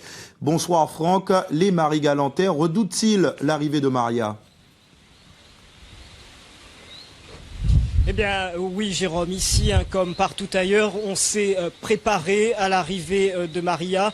Les gens se sont donc rendus ce matin faire les dernières courses, ont donc calfeutré à renforcer leur habitat. Aujourd'hui, ce soir, ils sont calfeutrés chez eux, tout de même avec pas de sentiment de panique ici. Ils attendent Maria, mais avec sérénité, puisque finalement, ils nous l'ont dit, ils nous l'ont répété, ils sont habitués il y a une véritable culture mesures du cyclone ici. Toutefois, Jérôme, des quelques récalcitrants, parce que les maires de Grandbourg, la maire de Capesterre ont essayé d'évacuer complètement le littoral. Si Marlène Miraculeux-Bourgeois à Capesterre y est arrivée, à Grandbourg, il reste tout de même 3 ou 4 récalcitrants qui sont notamment situés aux Basses, une zone inondable particulièrement exposée ce soir. On aperçoit derrière vous quand même pas mal de vent, peut-être des premières rafales. C'est déjà le phénomène qui touche les côtes marie-galantaises. Oui, Jérôme. Alors ici, depuis le milieu d'après-midi, la situation ne cesse de se dégrader. Vous le voyez probablement derrière moi, vous le sentez, il y a d'abord du vent, il y a de la pluie par intermittence, et puis on entend, même en hauteur, nous sommes sur les hauteurs de Capesterre, on entend la houle, elle est très forte, on l'a vu dans le reportage. Déjà en milieu d'après-midi, elle commençait à inonder tout le littoral, toute la route littorale, et bien évidemment, Jérôme, avec l'avancée, l'arrivée, l'imminence de Maria, ici, le phénomène météorologique sont de plus en plus tendus. Merci Franck, on va vous retrouver en fin d'édition également. D'ici là, on va vous laisser aller vous confiner tranquillement. On l'a vu, beaucoup de vent également du côté de Marie-Galante. Maintenant, on va prendre, je vous le disais en début d'édition, le sud Basse-Terre sera fortement impacté vu la trajectoire de l'ouragan Maria. Edilia Eugène Mormain est avec nous en direct depuis Basse-Terre. Bonsoir Edilia, le confinement a-t-il été respecté? Bonsoir. Oui, alors regardez, je suis sur le boulevard de Basse-Terre. Il est vide, du jamais vu ou presque. Les habitants sont vraiment restés confinés chez eux. Les règles de confinement ont donc été respectées. Des centres d'hébergement ont été également ouverts dans quelques villes comme le Petit Paris ou encore Rivière-des-Pères. Mais là, seules quelques dizaines de personnes s'y sont rendues. Les premiers effets, est-ce qu'ils se font déjà ressentir de votre côté également? On a vu qu'à Marie-Galante, oui. Alors vous pouvez le voir, on a de la pluie, une pluie incessante et de plus en plus persistante depuis 1 heure. On a également beaucoup de vent. Sur la route, on pouvait déjà voir des branches et des feuilles couchées sur la chaussée avec un passage très difficile par endroits. Donc pluie et vent, les prémices d'une dégradation qui est attendue plutôt en milieu de nuit. Donc ici on attend. Derrière moi par exemple, là où je me trouve, les vagues pourraient bien franchir le barrage de Pierre puisque des creux de 8 à 10 mètres sont attendus. Merci Edilia. Et c'est toute la Guadeloupe qui est en alerte. Depuis midi, nous sommes en vigilance rouge cyclonique. On dit souvent que les Guadeloupéens ont la culture de ces phénomènes. Voyons comment les Bastériens se sont préparés à l'approche de Maria. C'est un reportage d'Edilia Eugène Morin et Rémi de France. Le balai des marteaux, perceuses et visseuses a résonné toute la matinée au quartier Rivière-des-Pères. Ici, les premières maisons sont à peine 10 mètres de la mer. Beaucoup sont en bois ou peu résistantes. Les habitants vont pratiquement tous évacuer les lieux. C'est sauf qu'il peut là. Ils craignent une montée des eaux. Depuis le temps que j'habite ici, j'ai jamais vu la mer qui traversait jusque-là. Mais maintenant, là, que j'ai pris conscience, parce que ce qui est arrivé à Saint-Martin, lorsque moi je suis obligé de partir. La toute dernière fois que là où l'a monté, on était étonnés. La mer est arrivée ici. Oui, alors là, on est obligé de tout faire. Mais c'est sûr qu'il faut se mettre dans la tête.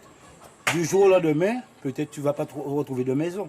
Branle-bas de combat également à la marina de Rivière-Sens. Les plaisanciers viennent de Bouillante ou encore Vieux-Fort pour mettre à l'abri leur embarcation. Les plus prudents n'hésitent pas à sortir de l'eau leur bateau. C'est un bateau qu'on a fait l'acquisition il n'y a pas longtemps. C'est une première pour nous. Et on suit quand même le conseil des anciens, des pêcheurs et des professionnels qui nous disent de mettre notre bateau à l'abri. On est dans une sorte de creux, donc c'est vrai qu'on n'a pas eu de soucis. Par exemple, avec Irma, ça a été très calme, on n'a pas eu du tout de problème. Le plus à craindre, ça serait la houle, puisque on a estimé à peu près une montée des eaux qui irait de 1 mètre à 1 mètre 50. Donc ça serait ça le plus risqué en fait. En soirée, des creux de 8 à 10 mètres sont attendus dans le sud de la Basse-Terre. Selon les prévisions, Maria devrait s'éloigner au large de Bouillante. Alors, Voyons comment, dans l'une des communes les plus touristiques de la Côte-sous-le-Vent, les habitants se préparent à l'arrivée du cyclone. Marilyn Plaisir et Philippe Hernando. Le calme avant l'ouragan. Les baigneurs ont déserté la plage de Malandure depuis les premières heures du jour.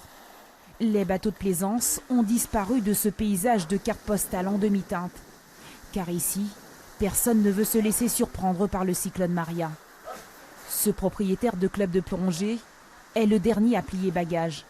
Mais hier, il a pris les devants en mettant ses bateaux à l'abri. On les a sortis, on les a mis à terre. Il y en a un qu'on a déjà rempli d'eau pour qu'il soit plus stable. Et l'autre, il est sur la remorque, on va sangler directement la remorque au sol. De façon à ce qu'il ne se fasse pas ni couler, ni embarquer par le vent. Et tout ce qui peut être sauvé des flots et du déchaînement de la mer est mis à l'abri. Pour pas que ce soit un projectile et puis pour retrouver quelque chose pour travailler quand on va reprendre le boulot. Mais l'heure n'est pas encore au confinement.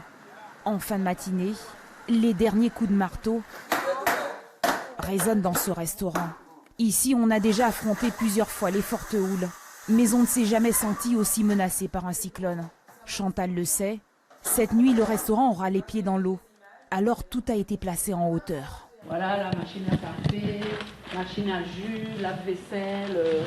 Ce sont des appareils que nous venons de faire l'acquisition. Et pour les protéger un petit peu du sel de la mer, c'est surtout ça. Loulouse, la propriétaire, vit à l'arrière de son restaurant. À chaque cyclone, elle s'est toujours barricadée ici. Mais ce matin, elle est prête pour le grand départ. On vit dans un temps qui est tellement détraqué qu'on a peur de rester. Pourtant, je suis bien, mais je ne peux pas. J'ai plus envie. À quelques kilomètres de là, sur le front de mer, des maisons sont aux premières loges de l'océan et du cyclone à venir. Mais pas question pour Gertie d'évacuer les lieux. Si l'homme est là qu'à monter, nous allons monter à l'étage. Mais si l'homme est là pas qu'à traverser la rue là, nous allons rester en bas. Ici, beaucoup ont consolidé leur maison. Mais ils se sont réfugiés sur les hauteurs de Bouillante. On attend des creux très importants. Plusieurs communes ont demandé l'évacuation des zones habitées du bord de mer. C'était le cas aujourd'hui au Gosier. Voyez le reportage de Jackie Massico et Cédric Mitterrand. Le maire Jean-Pierre Dupont informe la population qu'en prévision du passage de l'ouragan Maria de catégorie 2, une forte houle est attendue sur le littoral. Un incessant balai de voitures de police. Les nationaux sont là pour sécuriser, les municipaux pour inciter les populations à regagner au plus vite les abris. Mais il y a les récalcitrants, ceux qui refusent catégoriquement de partir, ceux qui disent vouloir, mais pour qui l'opération est loin d'être aisée. Ah, pardon, ça. Alors, dis la population, dis bon, à quoi nous aurons ça? Pour un fois, c'est pour tel but. Il va vous aller grand pas, c'est Villarini, il va vous aller matinée, c'est Villarini, il va vous aller là, c'est Villarini. Côté de l'animal, c'est côté site. Oui, encore un monde ça peut aussi là, dit là, mais parti en quelles conditions, il y a des partis, ni monde qui va ni voiture pour déplacer quoi. Quand on va partir parce qu'on savait, là, il est là en bien. En bien, et ça, il y a prévu là, nous pouvons voir côté ici. La menace est pourtant identifiée, le risque bien réel, d'où les mesures prises par la municipalité et le forcing exercé pour évacuer vaille que vaille le littoral et toute la zone de Grand B. On a insisté sur Gosier parce que Gosier est sur le littoral. Nous connaissons bien les risques de Gosier et de Grand B. Déjà, sans qu'il y ait de mauvais temps, il y a déjà de l'eau. À fort aussi, oui, en période de cyclone. Ici, ce sont, nous dit-on officiellement, 150 familles qui ont été recensées, mais aucune statistique sérieuse n'évalue le nombre de résidents, notamment étrangers. Autre quartier sensible aux abîmes, le quartier de Doubs. On s'en souvient, la montée des eaux il y a quelques années était spectaculaire. Des personnes y ont même perdu la vie. Alors comment se prépare-t-on à l'arrivée de ce phénomène ? La réponse avec Rémi Senneville et Rodrigue Lamy. C'était en janvier 2011, à Doubs. Des personnes avaient été emportées en voulant traverser un gué. Le bilan est lourd, 5 morts. Des événements qui ont fait prendre conscience du danger. À l'annonce du cyclone Marie et surtout des fortes pluies qui vont frapper la Guadeloupe, l'on est plus prudent, car l'on sait que cette ravine apparemment inoffensive peut se transformer en un torrent furieux en un éclair. Son côté vraiment dangereux, c'est là en fait, c'est l'enlever. Depuis l'enlever, l'eau a toujours monté raide. L'eau de l'eau a monté même côté-ci. À l'hôtel de ville, depuis ces événements, l'on prend très au sérieux les risques d'inondation. Nous avons déterminé toutes les zones inondables des abîmes, et donc dans tous les secteurs. Et dès qu'il y a une forte pluie de prévue, donc nous mettons en place le dispositif. Donc il y a un système de mise en sécurité de ces zones-là, avec des agents qui partent avec un système de barriérage, et des panneaux sont mis en place de déviation et de prudence. À Doubs, le gué où a eu lieu le drame a laissé place à un pont qui élève la route à 2,50 m. Mais il reste encore des sites dangereux. Il y a la zone par exemple de Papin où la route passe carrément dans le lit de la ravine. Donc ce sont des choses à revoir. Il y a des infrastructures à mettre en place pour pallier ce genre de choses. Et, et je pense que ce sera l'objet des préoccupations à venir de la ville. Quasiment tout le bassin versant des Grands Fonds est sous cette menace d'inondation, comme ici, où des habitations ont été construites dans le lit des ravines. Narcisse Zaïbo, professeur à l'université, spécialiste des phénomènes de submersion marine, est notre invité. Bonsoir. Bonsoir. Et merci d'avoir accepté notre invitation. Alors, on a parlé de fortes houles, de fortes précipitations également. Pensez-vous que ce phénomène va fragiliser notre littoral? Oui, absolument. Donc, c'était Irma, non pas Irma, Maria plutôt. Donc, Maria, est accompagnée donc de vent et de fortes pluies et de houles, de submersion, etc. Donc tout ça conjugué fait que l'impact sur nos littorales va être beaucoup plus fort. Donc ce qu'il faut savoir, c'est que la particularité de ce phénomène, c'est qu'il est difficilement prévisible. Il change quasiment de dynamique toutes les heures. Donc vous avez vu qu'on est passé en catégorie 1, 2, 3 assez rapidement. Donc il est difficilement prévisible. Donc on nous prévoit donc un phénomène en catégorie 4 là assez rapidement. Donc c'est une dynamique assez difficile à prévoir. Donc nous sommes en ce moment sur les dents parce qu'en termes de prévision, il change assez rapidement.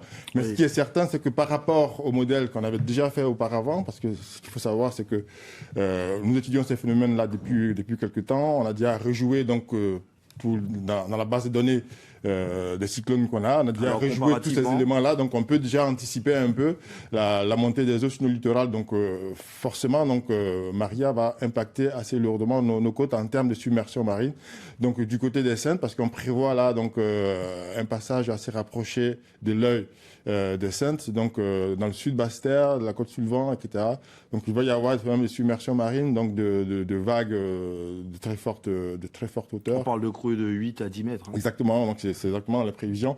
Donc avec aussi des éléments aussi à prévoir dans le petit cul-de-sac marin, etc. Donc en termes de submersion, de montée des eaux, il va falloir être vachement vigilant. Alors, on sait que certaines communes ont mis en place des dispositifs pour protéger le littoral, également les habitations d'ailleurs. C'est le cas à Basse-Terre, où on a vu de grosses pierres qui ont été posées. Ces dispositifs, j'ai envie de vous demander, est-ce qu'ils sont efficaces ? Ils peuvent être efficaces. Donc les enrochements qui sont à Basse-Terre sont un peu à l'image de ce qui se fait un peu partout ailleurs, parce que ce qu'il faut savoir, c'est qu'on est quasiment impuissant vis-à-vis du phénomène. Donc on essaie d'imaginer des choses en termes d'ingénierie. Donc ces éléments peuvent être efficaces tant que le phénomène n'est pas, on va dire, du niveau de Harvey, du niveau d'Irma, avec des puissances de force catégorie 5. Il peut jouer son rôle d'amortisseur, son rôle de brise-lame, quand le phénomène a des intensités, on va dire, modérées. Alors tout à l'heure, on a senti votre inquiétude du côté des Saintes notamment, mais concrètement, que peut-il se passer? Quand on dit que le littoral va beaucoup souffrir, il se passe quoi? C'est à ce moment-là qu'on parle d'érosion, il se passe une submersion en termes de montée des eaux, due d'une part à la dépression, d'autre part à la poussée des vents, d'autre part au déferlement des vagues, à ce qu'on appelle aussi le jet de rive. Donc c'est vraiment 4 composantes qui sont dans la submersion qui vont venir tous se superposer sur les côtes des Saintes. Restez avec nous, on va poursuivre dans un instant. On annonce une mer très dangereuse. Depuis ce matin, toutes les rotations maritimes sont suspendues et du côté des plaisanciers et des marins-pêcheurs, l'urgence, bien évidemment, est de sécuriser leurs embarcations. Beaucoup ont choisi de mettre leurs bateaux à terre. Voyez le reportage au carénage à Pointe-à-Pitre d'Eric Stempfling. Depuis 7 heures ce matin, c'est l'effervescence au mouillage Forbin. Tout le monde est sur le pont pour sortir les navires de l'eau avant le passage de Maria. En tout, une 50aine d'unités de plaisance. c'est un peu chaud là, parce que ça bouge beaucoup déjà. Il est tôt, on prend les bateaux rapidement.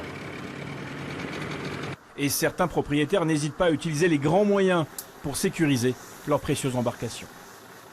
On annonce un mauvais temps, des vents à 150 km/h, le bateau sur le berg, donc c'est trop risqué. Hein. Même sur le berg, il va trop balancer et c'est la casse, quoi. Donc il vaut mieux, par sécurité, le mettre à terre, dans un hangar et voilà. Une mise en sûreté d'autant plus impérative que les conditions de mouillage ont changé depuis les travaux de dragage du grand port maritime.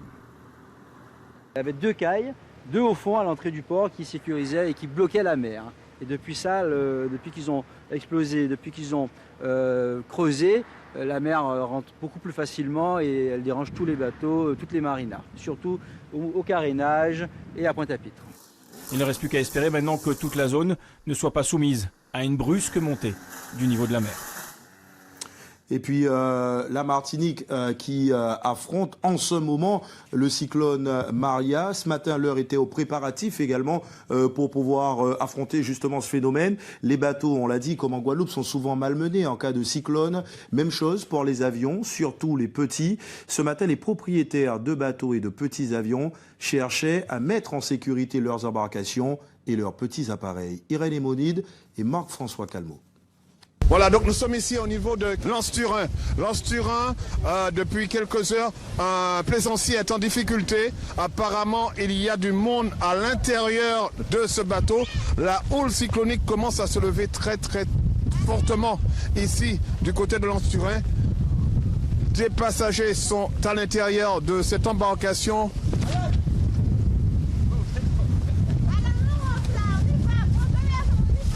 Alan, c'est qui? C'est un mec qui est avec Non, c'est oui, Alan est avec. Depuis chez moi, j'ai vu le bateau en déperdition, on est descendu et en l'espace de 3 minutes, on a retrouvé dans les roches. Voilà le monsieur, il refuse de sortir, bon, on va essayer de le convaincre. Il m'a dit que son bateau est neuf, qu'il a toutes ses affaires dedans, qu'il refuse. Voilà. Alors, nous sommes à l'Anse-Turin ici, il y a donc un plaisancier en difficulté depuis quelques minutes. La cellule de crise fait donc une intervention. Les pompiers vont arriver dans ce moment, mais apparemment ce plaisancier ne veut pas laisser son embarcation.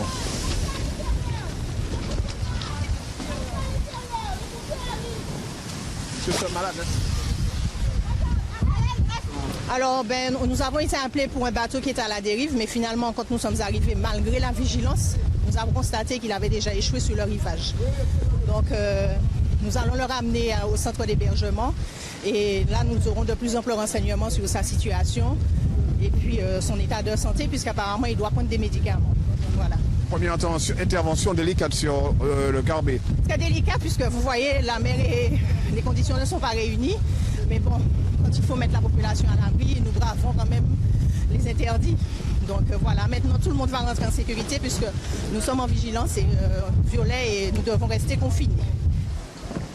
Alors que les rafales de vent sont très fortes ici à l'Anse-Turin au Carbet, une première intervention des secours de cette cellule de crise. Un plaisancier en difficulté a été sorti de ce bateau, de cette embarcation. Il était seul à bord. Ce monsieur apparemment, visiblement, n'a pas respecté les consignes et bien sûr, s'est donc mis en danger et il perd son embarcation. Toujours en Martinique, se mettre à l'abri, c'est aussi la consigne pour les sans domicile fixe. Et comme souvent, ils n'ont pas d'endroit où aller. C'est toute une prise en charge qu'il faut mettre en place. Ce matin, dès 6 heures, le SAMU social a fait une tournée dans les rues de Fort-de-France pour récupérer une centaine de SDF. Ils ont trouvé refuge à Fort-de-France. Le reportage de Bianca Caretto et Marc-François Calmeau. Avec le mauvais temps, tu peux pas rester. Non mais l'aéroport c'est trop loin, tu ne pourras pas aller jusque là, tu pourras passer là. Malgré le temps, ces agents du SAMU social font face à quelques réticences. Il faut savoir convaincre, et 2 fois plus à l'approche d'un cyclone. Nous sommes obligés de respecter leur choix, c'est leur liberté de rester à l'extérieur. Donc on insiste quand même, on va repasser éventuellement tout à l'heure pour voir si finalement elle accepte. De Montgérald au chef-lieu, même chose. Impossible de les forcer. Viens te mettre à l'abri de préférence, s'il te plaît, parce que là, l'ouragan est en train d'arriver. Tu es à l'abri où? Je me vais dire où? Pour eux, la rue est leur seul abri. Ça a volé, Madame, faut pas me dire n'importe quoi. Je ne tiens de ça, jamais. Quelques mètres plus loin, ce sans-abri mesure le danger.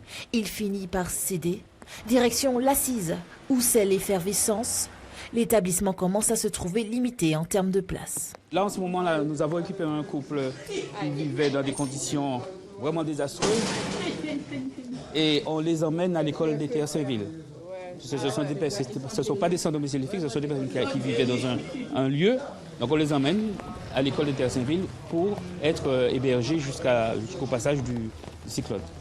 Seul problème, l'école est fermée. Plus le temps de chercher d'autres solutions. La vigilance vient de passer au violet. Ce couple rejoindra la centaine de sans domicile pour se confiner.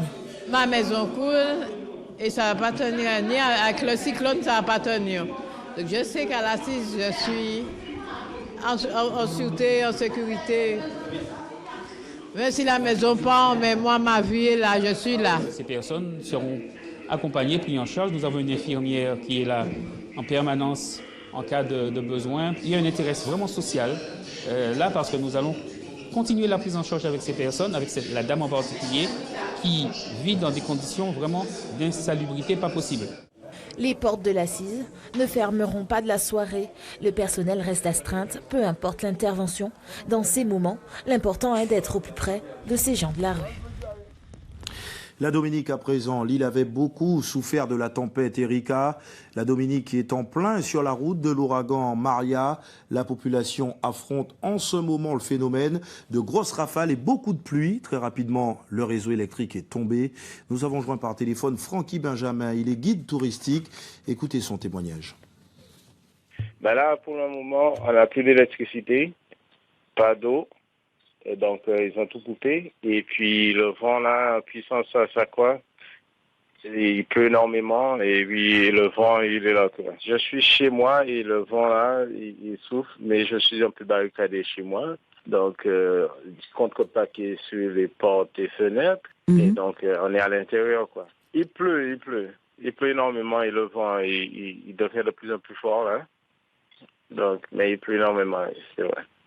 Maintenant, on est en catégorie 4, donc on ne sait pas avec ce phénomène ce qui va se passer, quoi. C'est assez violent, oui. C'est assez violent, mais on n'est pas encore au plus fort, parce que c'est encore quelques kilomètres de nos côtes, mais ça arrive, quoi.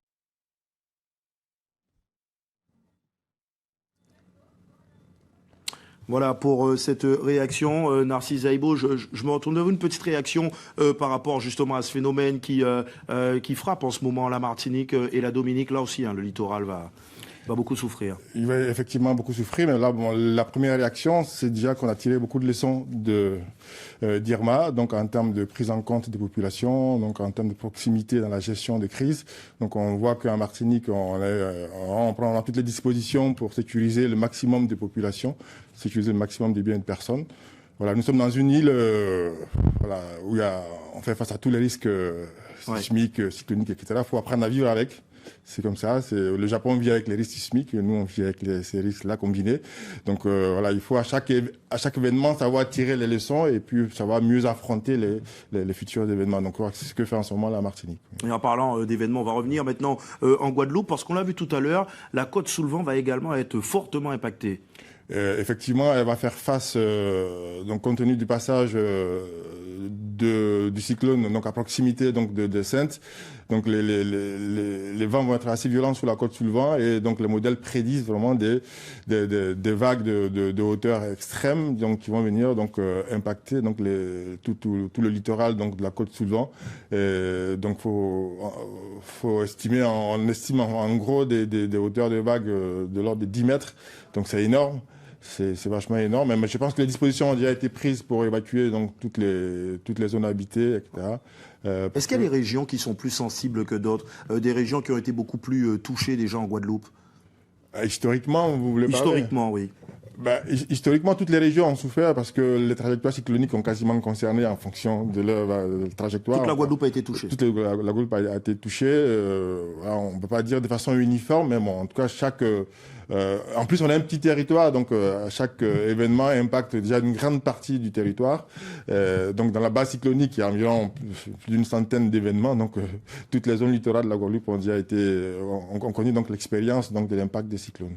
Alors si on doit récapituler très rapidement, on va dire d'une manière générale que ce qu'il faut retenir, hein, parce qu'à chaque fois on tire un enseignement du passage. Il y a déjà eu des enseignements du passage d'Irma dans les îles du Nord?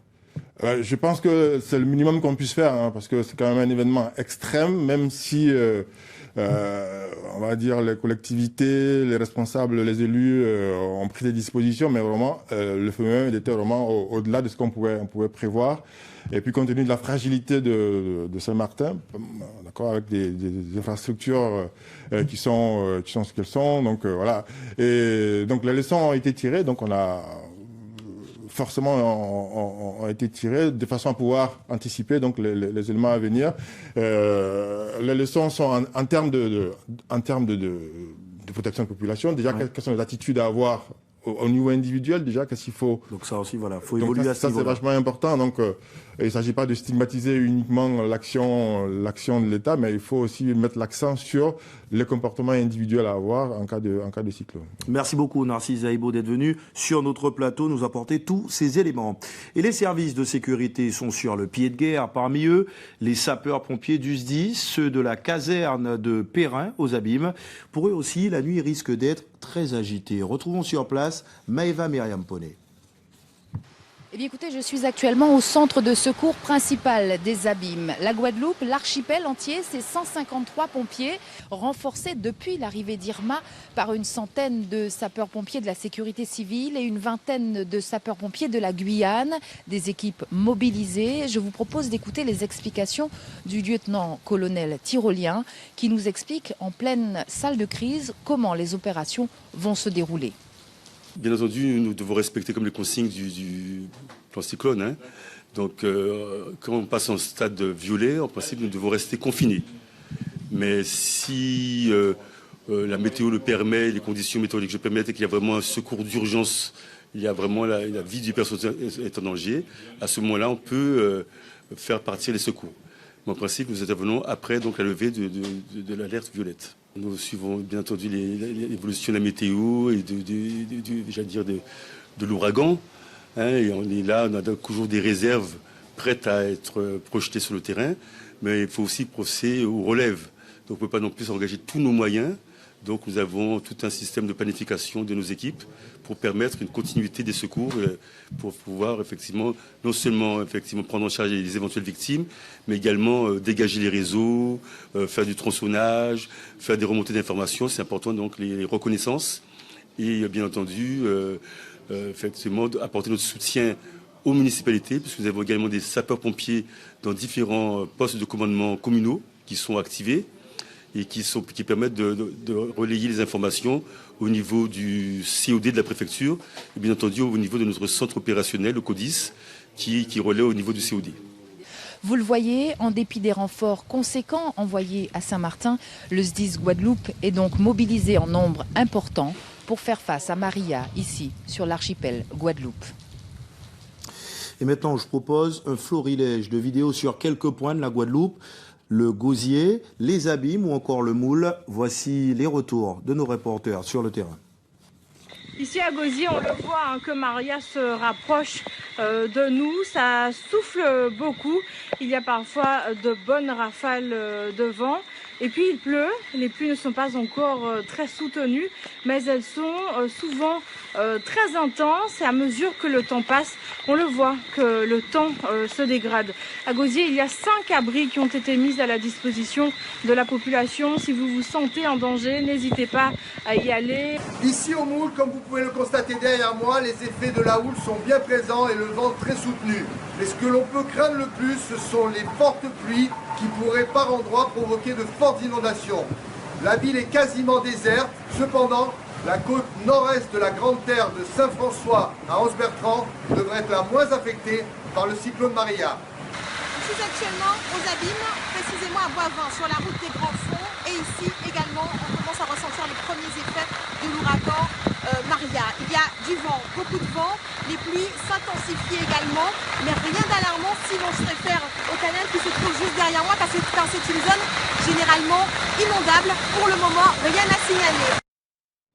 Voilà, merci à toutes nos équipes. Vous avez vu que les premiers effets se font ressentir. Maria qui est au centre de toutes les préoccupations. Sur les réseaux sociaux également, Yasmina Yakou nous rejoint pour en parler. Et en plus des dernières informations, les internautes se partagent les consignes en cas d'ouragan, comme vous le voyez à l'écran. Yasmina, bonsoir. Bonsoir Jérôme. Est-ce que l'inquiétude gagne également les internautes? Oui, vous l'avez dit, on ressent beaucoup d'inquiétude sur le net. Irma a laissé un très très mauvais souvenir aux habitants du Nord, mais également aux Guadeloupéens. Et certains s'inquiètent donc de la progression de Maria. On l'a vu, elle s'intensifie rapidement et quelques-uns imaginent déjà le pire, que Maria passe en catégorie 5 comme Irma à l'approche de nos îles.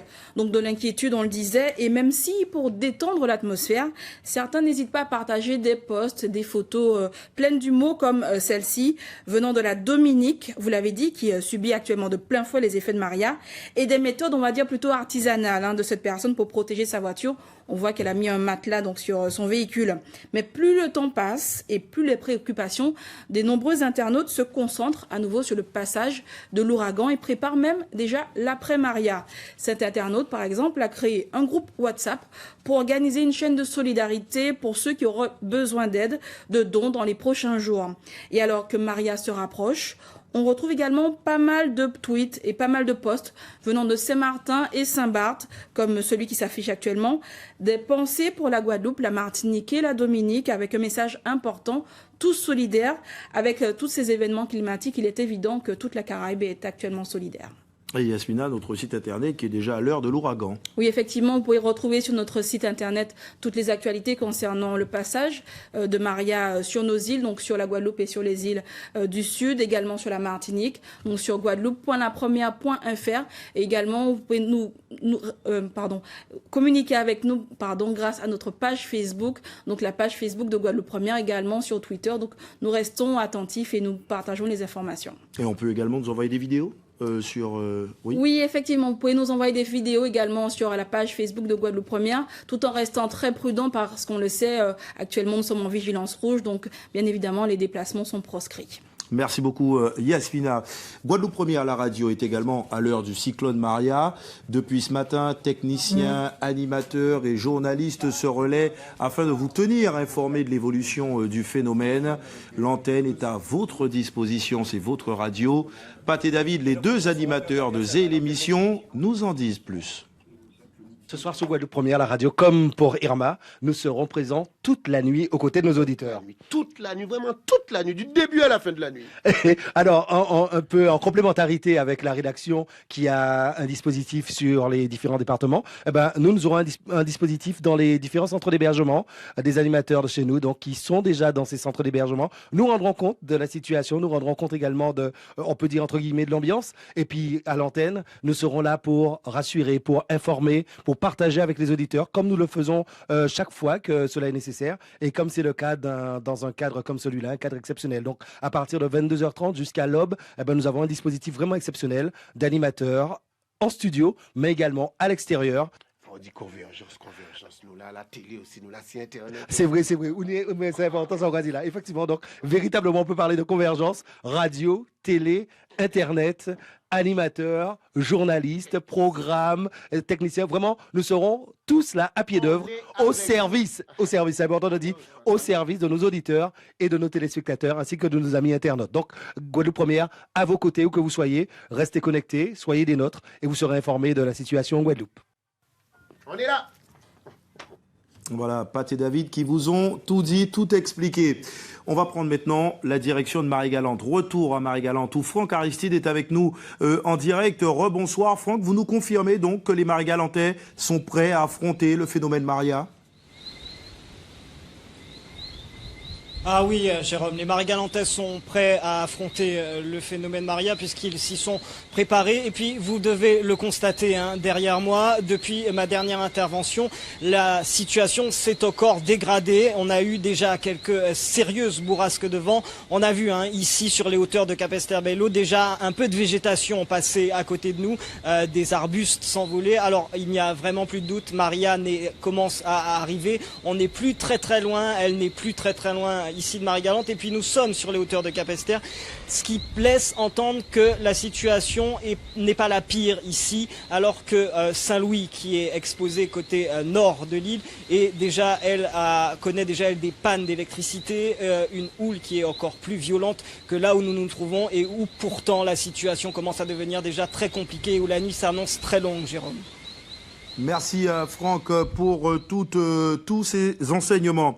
Et puis dernier passage maintenant du côté de Météo France avec Eric Rayapin. Eric, à cette heure, que faut-il retenir de l'évolution du phénomène ? Au moment où je vous parle, Jérôme, il va être 20h, le phénomène est en train de se renforcer. Maria devient un ouragan très dangereux pour nos îles. Il est actuellement à peu près moins de 100 km au sud-est de Marie-Galante et devrait nous intéresser au plus fort cette nuit, notamment en milieu de nuit. Mais tout de suite, parole de spécialiste avec Philippe Bleuze. Bonsoir. Bonsoir. Alors, vous êtes le chef de centre à Météo France ici à Guadeloupe. Alors, à quoi faut-il s'attendre à partir de maintenant, monsieur Bleuze ? Alors, vous voyez l'œil de Maria qui se rapproche de la Dominique et qui va passer à environ 20-30 km des Saintes, donc en milieu de nuit prochaine. Donc les vents très forts du cœur de l'ouragan vont affecter cette partie de l'archipel. Donc Combien, quelle vitesse ? Alors, on s'attend à des vitesses moyennes de 150 km/h et de rafales à 200. Donc, on parle de vents qui sont destructeurs à ce niveau-là. Donc, cette partie de l'archipel va être très durement touchée par les vents. Alors, ça ne sera on pas... parle bien de Marie-Galante ou des Saintes ? Non, je vous parle des Saintes et de la région de la ville de Basse-Terre. Donc, c'est vraiment ces zones-là assez réduites parce que les vents les plus violents ne s'étendent pas très loin du cœur de Maria. Par contre, le vent ne sera pas pour autant anodin sur les autres parties de l'archipel, où on s'attend couramment à des vitesses moyennes de l'ordre de 100 à 120 km/h et des rafales autour de 150. Alors, pour la houle cyclonique maintenant. Alors, la houle cyclonique tape déjà très durement depuis l'après-midi, notamment dans le petit cul-de-sac marin et sur Marie-Galante.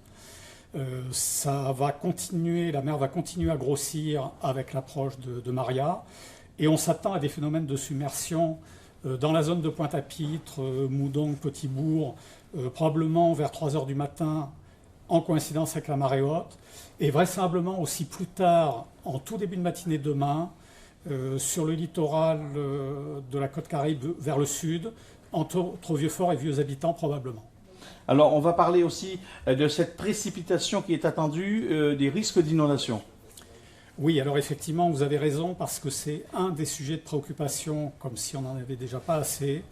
Maria est très très chargée en précipitation, et les zones les plus chargées vont interagir avec le relief de la soufrière et donner sûrement des quantités de l'ordre de 400 mm sur ces zones-là, entre minuit et probablement midi demain pour fixer les idées.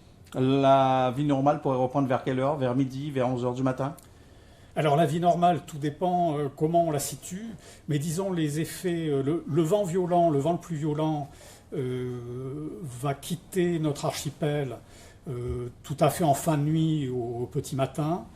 Par contre, l'épisode pluvieux va durer un peu plus longtemps derrière.